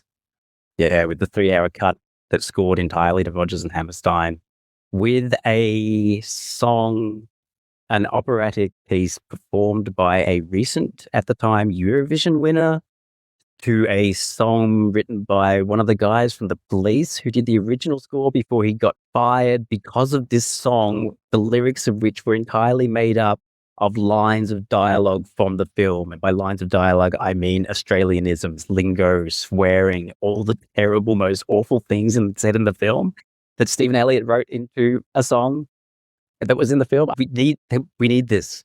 Like, it doesn't have to be the final film.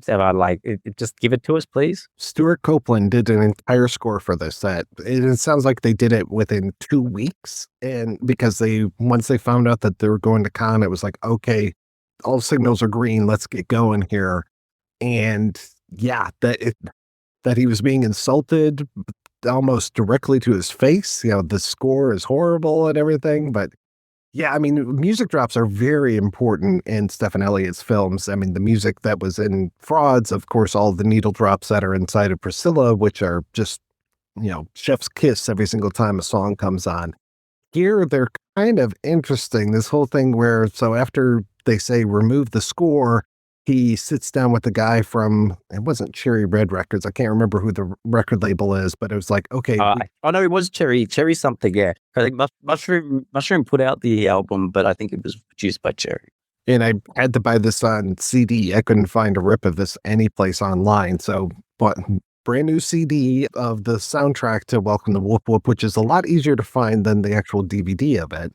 But yeah, I'm not sure I really enjoy all of the musical choices. I kind of would have liked to have seen the Rodgers and Hammerstein or Stuart Copeland cuts of this just to compare, because some of the needle drops in the beginning are very distracting.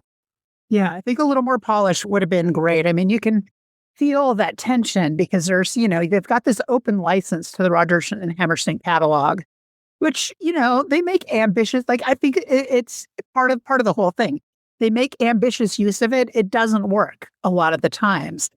But then it's peppered in with all this other late 90s soundtrack behavior. You've got perhaps being done by Kate, the Eels, Mood Swings. Nina Cherry, I think, is singing in this too. Like, Chumbawamba.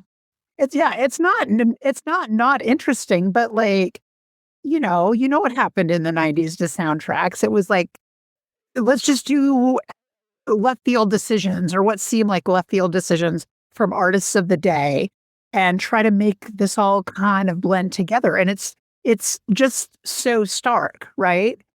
To hear the Eels in the midst of all of this. Like, what are you doing here? In the commentary, Elliot does say that they probably were drowning in Rodgers and Hammerstein. Like, it's probably a bit too much. And that played a Cannes version. Everybody freaked out. The brewery, complaints, a whole lot. And I guarantee he was exhausted and burnt out. And they just sat there, and the producers said, "We want Priscilla too." And he was like, "Here's my new version of the Priscilla soundtrack. Like, they're done. Like, don't care at this stage. You're taking it off me anyway. Like, go for it." But also, I don't know that this film couldn't be made now. Like, it just would. It would be so. There would be too much distance and too much irony and too much knowingness. But at the same time, I was like watching this and just being like, oh man, to have that Laibach Sound of Music album as the score. Oh, perfect. Poor Stephan Elliott on that commentary, like twice right towards the end. He's like, my plea is hopefully with this release that people will get interested, and somewhere down the line by 2020, someone's going to let me remake or re-put it back together again. And Still waiting, buddy.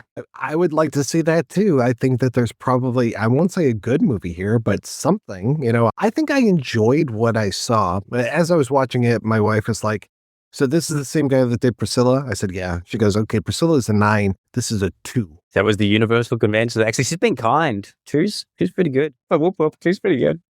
Feels like America would have gotten this if this is supposed to be a microcosm of Australia. Like, I don't think Trump is our president. I'm giving Americans way too much credit because Rod Taylor literally says, this is Australia when he's talking about Woop Woop and he's talking about all the things, the rain, the flies, the this, the that. And he's like listing out all this thing. And he says, this is Australia. And I love the story. I hate that they did it, but I love the story of the insistence from Samuel Goldwyn. You change that to this is Woop Woop, and that they had to do fucking CGI work on his mouth to make it match. I'm like, okay, but yeah, you can still go watch the trailer and you hear the original line in it. And okay, we know these things exist. Go ahead, Stephan Elliott, please recut this. I would like to see more of what you had in your head. It's too dry, too hot, too many bloody flies, but it's ours. It's Australia. It's too fucking dry, too fucking hot, too many bloody flies, but it's ours. You might think that doesn't amount to much, but it's fair dinkum. It's Woop Woop. Sam Goldwyn seems like a real odd figure in this, like just putting money behind it, but having been completely bewildered by it and not for the better for the film. And then himself getting fired from his own company in the midst of this. When they bought out by the company that his grandfather started. Hilarious. This is Richard Von Taylor video, he still didn't really get into, but also Susie Porter. The cast on this is fantastic. Susie Porter was I think Elliot said it was her first film. It might have been shot before the first film that actually came out, which was Idiot Box, which is an amazing Ben Mendelsohn film that still is relatively unavailable. But yeah, Susie Porter, I actually worked with her a couple of times on TV productions. I worked on Apple Cider Vinegar and on Wentworth, and Wentworth was one of the few times I was actually working on the set, and it was so weird to be walking down the corridor and be like, hey, Susie. Yeah, you're Angie. You're slightly terrified. Watching, I spent a lot more time on one of these viewings just watching her, because quite often she is just in the background while the men are talking, and she is still giving this full incredible performance. She had done almost nothing, and she is so just full throated and so engaging, and you feel like she feels like the big mining truck. If she ran into you, you'd just be toast. Well, she's not a big girl, but she throws that energy. Yeah, she's 1.7 meters tall, whatever that is in feet. So she is actually taller than she appears in this. And yeah, I was it's just random things. You're oh, look at Maggie Kirkpatrick as the matriarch of the family. She played the freak in Prisoner, the series that Wentworth was based on, the prison drama series. The freak was the top screw, or one of the top screws, prison guards. It was a real nasty piece of work. So she's iconic to Australians as well. That's not the same thing as Prisoner of Cell Block H, is it? Yes, it was called, I think, called that in the overseas because of the Prisoner. Yeah, so she was in all of that massive, in one of the most famous, well-remembered characters. And also in the TV territory, Richard Murr, who plays Reggie, the doctor / DJ / artist / stoner of the colony. He's the curly-haired weirdo. Richard Moore, who played him, was the father in Round the Twist, father of the Twist family. So a lot of Australians, and internationally, because that was quite a big hit, know him from that, though he's almost unrecognizable in this. And unfortunately passed away not long after due to advanced Parkinson's disease. And he's incredible. There's the bit where, as we have mentioned the farting, but there is some pretty good farting going on in this film. Ginger, the matriarch, has a significant farting issue. And there's an amazing moment which it's still, I forget every time, and then it happens and I die. And then Richard Moore is Reggie, when she does a big fart, she's on her deathbed, and he just goes, oh, fogged me glasses. You take the glasses off and they're fully fogged up. And the way he does oh, fogged me glasses. And it was Other comedy, Elliott's like, we didn't know he was going to do that. Like, he just quickly fogged them up and did it. It was like, oh, it's amazing. But he has also one of my favorite line readings of the film, when the Far Side scene, where Teddy's like telling him, which is one of my all-time favorite Far Sides too, and he's telling him about, he's like, hey, do you know that Far Side? And like the two elks, and he's got the target on his chest. He's like, bummer of a birthmark, how? Bummer of a birthmark, how? And Reggie just looks at his fucking thing. He's like, that's fucking funny, mate. That scene encapsulates the Far Side. Like, and that's that his response to it, just like, you look at the Far Side, like, oh, yeah, but like, you tell somebody, like, yeah, it's fucking funny, mate. Like, yeah, thinking about it, feeling it, you know? Yeah. I was like, oh, he's so incredible in his little bits and pieces. Yeah, there's the cast here is just great. There's the guy who plays Duffy. Duffy is so weird. The guy's done almost nothing. That actor, he was apparently fresh out of like acting school and just like turned up and had this like weird take on Duffy, and they were like, yeah, do that. I mean, I kept getting him confused. I kept thinking, is Neil Diamond in this movie? Oh, man. Apparently, at one point, Elliott really wanted to get Jack Thompson in here to play Daddy-O. I think that would have been incredible as well, but I think Rod Taylor just does such a killer job in it, and he brings such menace to that role. Yeah, and because he's a lot less recognizable, we're a lot less familiar with him in his older years. Jack Thompson's still everywhere. And so, like, he just becomes, you still see that, like, yeah, it's like you see the shadow of his young, youthful, like, glory. And now it's just this old, like, drunk dude in his Collingwood jersey. Just adds so much to it. And I'm interested to hear how much the director's cut might be difficult to put together because Rod Taylor's like terrifying performances. Yeah, I want to say Jack Thompson ends up showing up in Swinging Safari as the mayor. But yeah, Rod Taylor accidentally knocked out the young bloke who plays Duffy, like when he's punching him out because of his activities with the cousin. Young bloke played Duffy, like just leaned a bit the wrong way, and Rod was going a bit too heavy, and just bam, down he went. But that scene that's the one that ends with Reggie going like, how about A Christmas Carol, which was something that Elliott and like somebody suggested for real to like deflate that energy, because even just like not just on film but on the set, everything was like, this guy's scary. Like the fear that Rod brought in how much he channeled that angry, not okay masculine energy. Like, you can still feel it in the film with what's there. Like, what those other scenes were that they left on the cutting room floor because it was too much. Speaking of toxic male energy, I mean, that story that he tells about Schaech whipping that salt shaker at his fellow actor. I'm like, what the heck? I mean, those stories of Johnathon Schaech. I wonder if he calmed down afterwards. And that whole thing too, where he's like, my psychiatrists, and Elliott's like, psychiatrists? And he's like, oh, well, it's always good for a second opinion. Personally, I don't want a head on my beer, much less for my beer to be completely head and also taste like salt. So I don't think his plan would have worked for me. Based on how many conversations I've had with slightly older Australian men and how much they hate the idea of craft beer, I can't, that is the one scene in the film. It's like, yeah, no, this isn't that. That is how he gets away in the book. And I have to say, the book ending is way darker. The whole idea of Big Red is not there. There is no giant kangaroo. And the very first time, because I read about this before I watched it, and when I was reading about it, the picture in my head was like mecha kangaroo. I was picturing a kangaroo that was like 50 feet high and coming in and destroying their movie theater, their screen, I should say, their, garbage pile, all that stuff. That's what was in my head. So what I ended up with was a lot less impressive. It was just a kangaroo that they kind of made look bigger.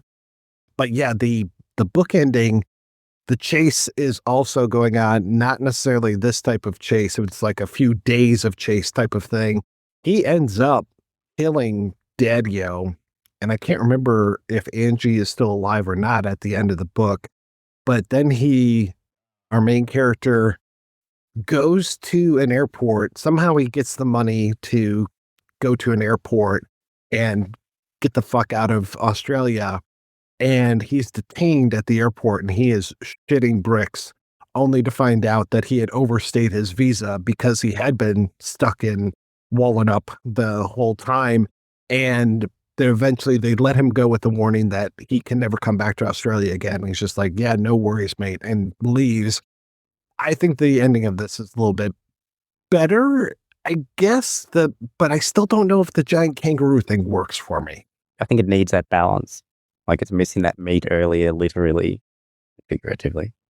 Yeah, we just get like 3 mentions. You get the guy who hitches a ride at the beginning, says, watch out for Big Red. They have that scene with the polyglyphs. Yeah, that looks really cheap. And then you get, here's Big Red at the very end of the movie. And I'm like, oh yeah, I guess they did mention this a few times, but I kind of almost thought I wouldn't see Big Red at all. There's no balance this film. Like it's constantly spiking up and down, which I think it's reflective of that living with the abusive person. You don't know which direction it's going to jag. Like it goes this way, it goes that way. It's so everything is under daddy's whim and control.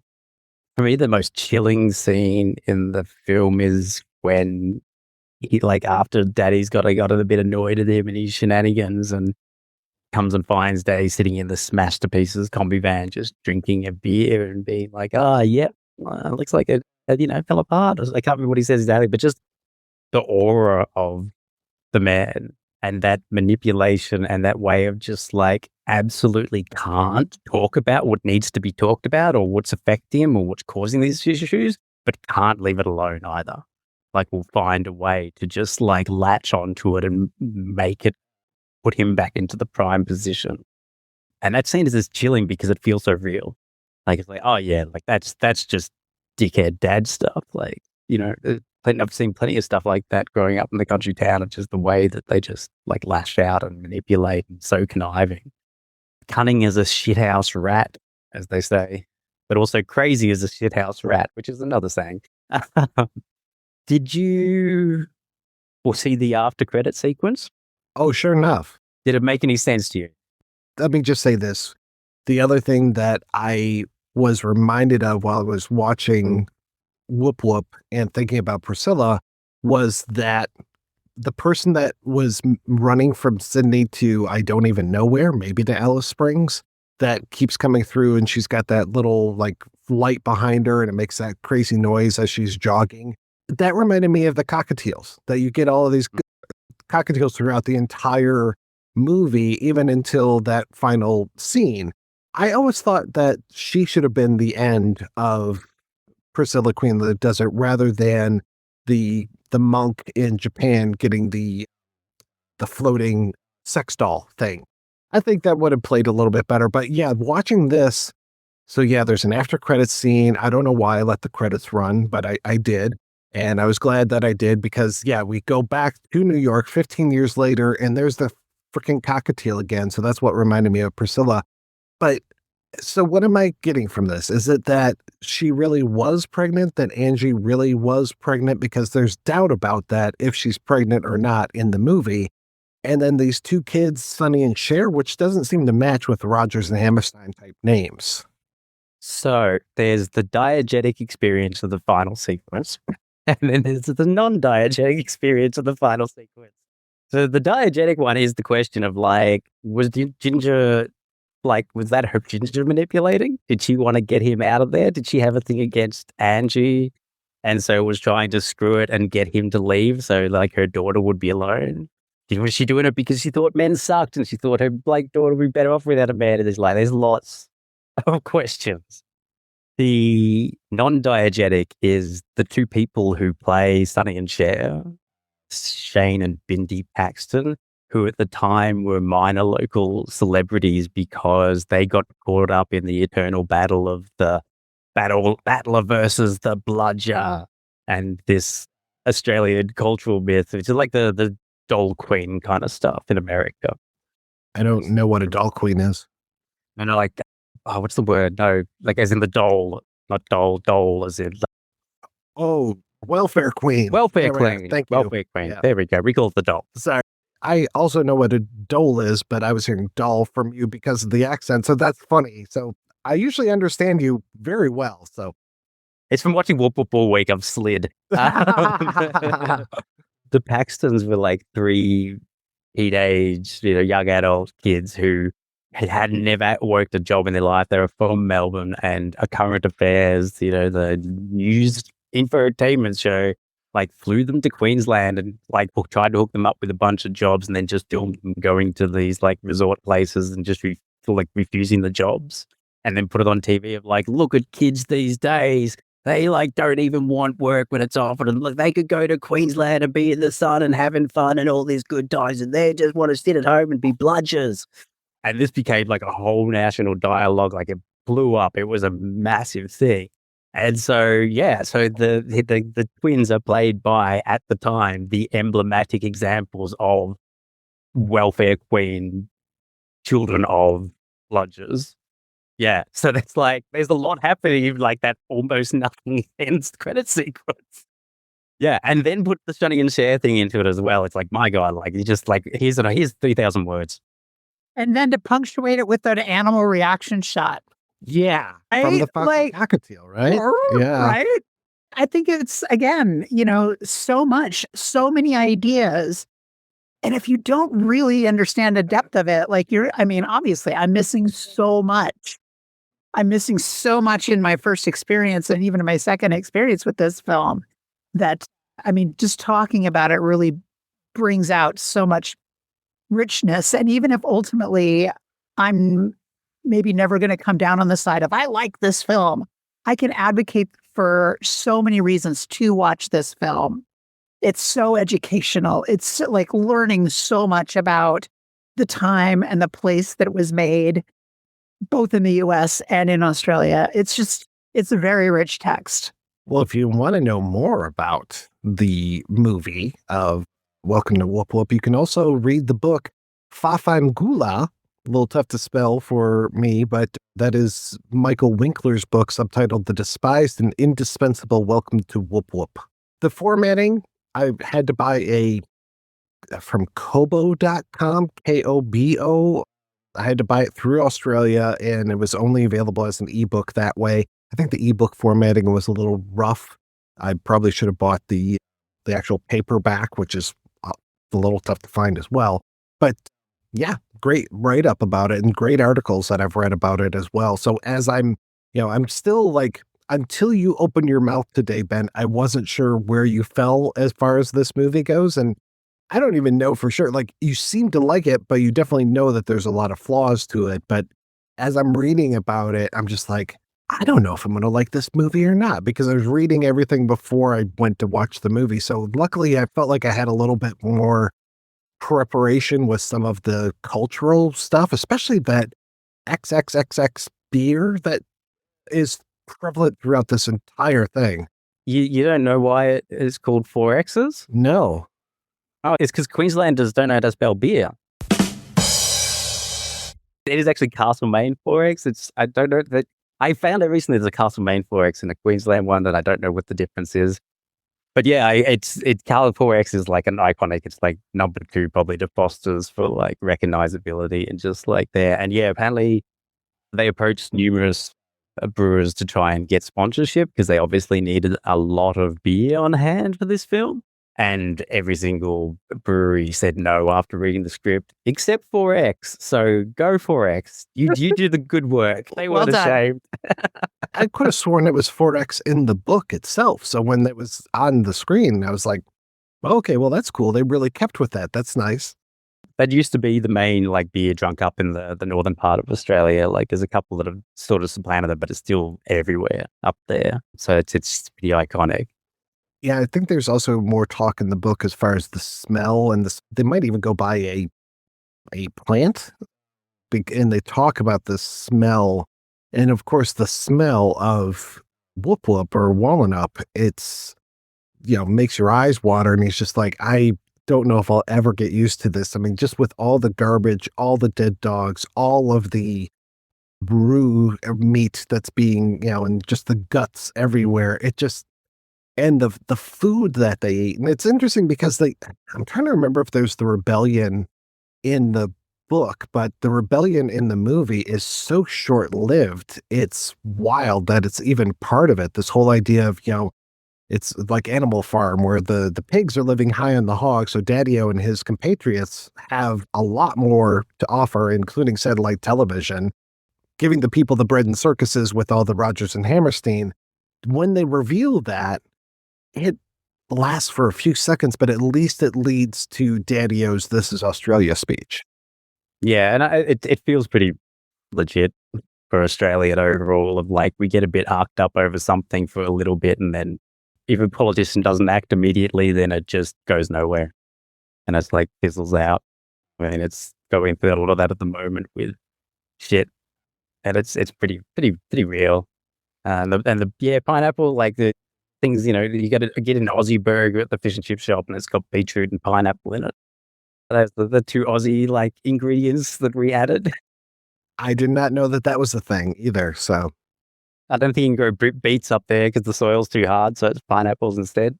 But the food aspect is terrifying. The Christmas dinner with like the saveloys, the meat tray at the raffle night that's like kangaroo innards and pineapple. It's real like, that's a bit like going and watching Swinging Safari where it's like, oh, this is what like Woop Woop is the 20 years later of the like degraded version of what we were doing in the 70s. It's still the same weird dumb stuff. All the dog food makes an appearance in Swinging Safari. So Swinging Safari and Woop Woop are the same universe. Was it Woof Woof Woof Woof? Woof Woof? Yes. Cobber Chow, if I remember correctly. Cobber being like, a mate and someone you can rely on. The beer cans, there's all the beer cans are made part of the set. We get the cross made from 4X cans when at Maggie's funeral, Ginger's funeral. There's the man's beer Chinese theatre. You wouldn't have been able to tell that on your print probably, but the drive-in theatre entrance is a recreation of man's Chinese theatre, but all the slates are 4X beer cans. It's beautiful. It's a work of art. It's just all this like layered in kind of ways of surviving and holding on to things and building it up around you from the absolute nothing. Like there was one other fun little aspect that I'd picked up on just my most recent view I'd never spotted, that Reggie in his DJ booth has two framed photos, and I don't know who the one on the left was, but the one on the right is John Laws, who is a very, very, very famous radio presenter. And this guy had the ear of every politician. His nickname was the Golden Tonsils. He was supposedly stood for the battlers, the working class people, but was just a rich asshole. He died last year. Multiple ex-prime ministers talking at his funeral. Russell Crowe talked at his funeral. And it's like, there's John Law's photo in Reggie's DJ booth. But then later, he's reading a book, and it's a John Law's authored, like, book biography or something like that. Yeah, there's lots of mention in at least one of the articles about this where it's like, oh, he really wanted to cast this person, and he wanted to cast this person. I'm like, and they weren't actors. I think they were more local politician kind of people. And I was just like, okay, I had now need to go back and like look at all the people that he was talking about, because I'm just like, I don't know who these folks are. I could tell by context that they weren't very nice people. It'd be like, oh, I want to cast Ed Meese in my film kind of thing, or any of the, Stephen Miller, any of these yahoos, it's like, oh yeah, I want to put this real piece of shit in here just to really drive home the point. As if the point isn't loud enough. It's like, even from over here, even in Michigan, I can hear from Australia, like, again, you don't have to tell me this is Australia. You can just say this is Woop Woop. And I'm like, yeah, I got you. I got that you're doing a major critique on your own country. Yeah, the Moose, who's like the number 3 big goose guy of Daddy-O's crew, was apparently Elliott's like property manager or something. And that guy's wife's in it as well. So there was a couple of non-professionals. He's great. He's like just got this, that smile, that jaw and everything. I remember what the thing was that I wanted to like bring up, where he talked about the cinematography. And yeah, so the cinematographer of this would just a couple of years later do Chicago. So from Woop Woop to Chicago. amazing cinematographer. And they talked about with the way that they wanted to shoot this was they wanted to capture that feeling of when you go from like outside in the hot desert into a dark shed, and those few like minutes that you like lose or you can't see anything, that your eyes are adjusting to the darkness, and the mix of the light and the dark, and how they wanted to hold on to that, but they also wanted to get the feeling of how the light is trying to like break into these dark spaces, and they do that so beautifully. It's really, it needs a HD. So yeah, maybe for the 30th anniversary, we can finally get that director's cut and the HD version. Yes, let's do it. All right, let's go ahead and take a break and play a preview for next week's episode right after these brief messages. Looking for something superior to streaming? A place with more than 5 times the selection available on all of the streaming services combined? Check out Scarecrow Video's Rent by Mail service. Select from an unparalleled collection of over 150,000 films and get Blu-rays, 4Ks, and DVDs delivered directly to your door. Get in on it now at scarecrow.com and rediscover the wonders of physical media. Es gibt 1000 andere Möglichkeiten, sich das Leben zu nehmen. Warum fahren Sie gegen eine Wand? Wer sagt Ihnen, dass sie mich umbringen wollte? Es gab keine Bremsspuren.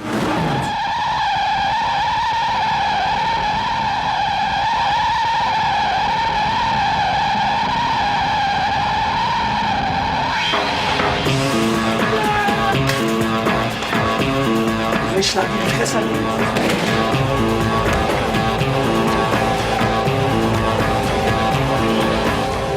Du willst mich heiraten.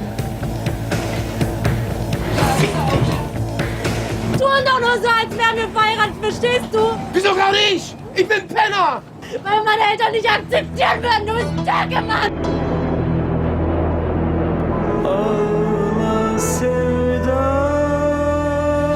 Falsche Fuchse. Ja, das bin ich.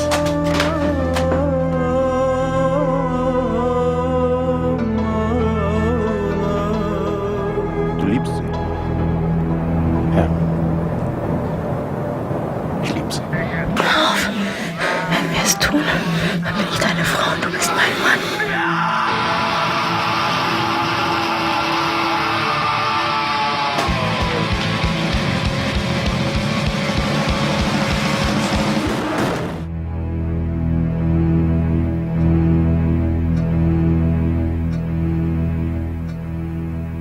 Wenn Sie Ihr Leben beenden wollen, dann beenden Sie doch Ihr Leben, aber dafür müssen Sie doch nicht sterben.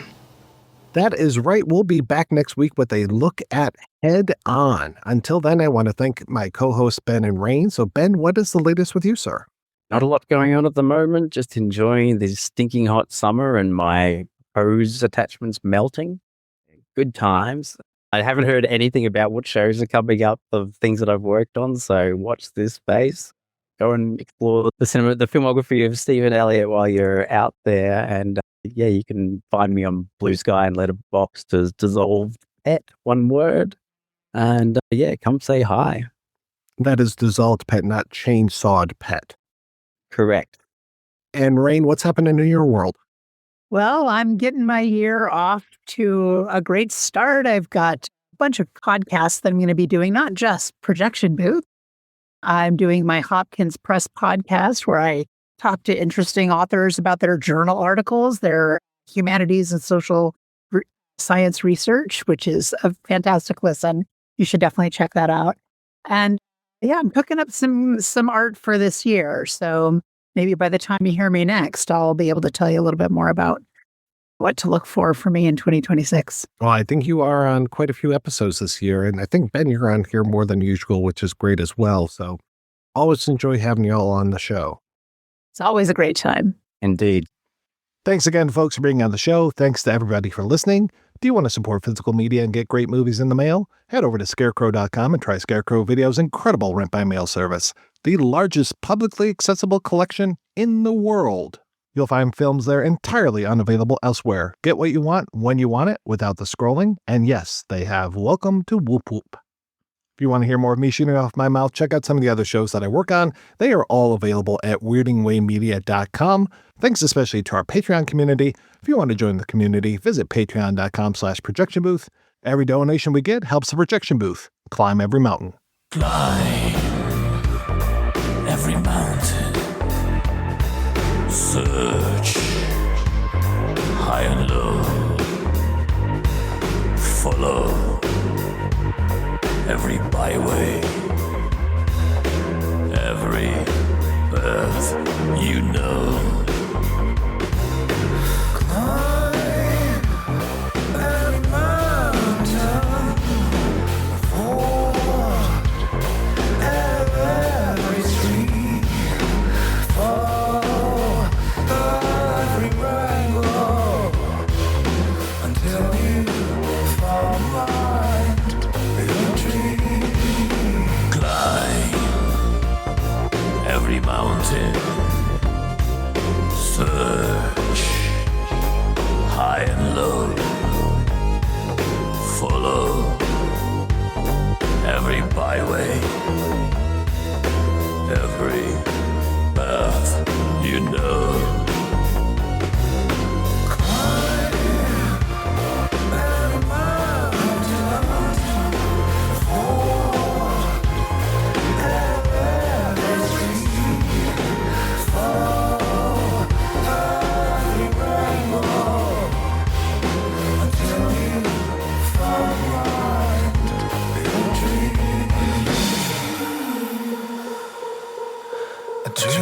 That will need all the love you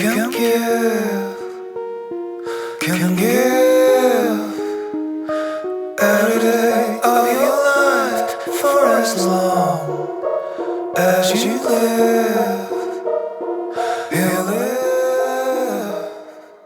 Climb every mountain, search high and low,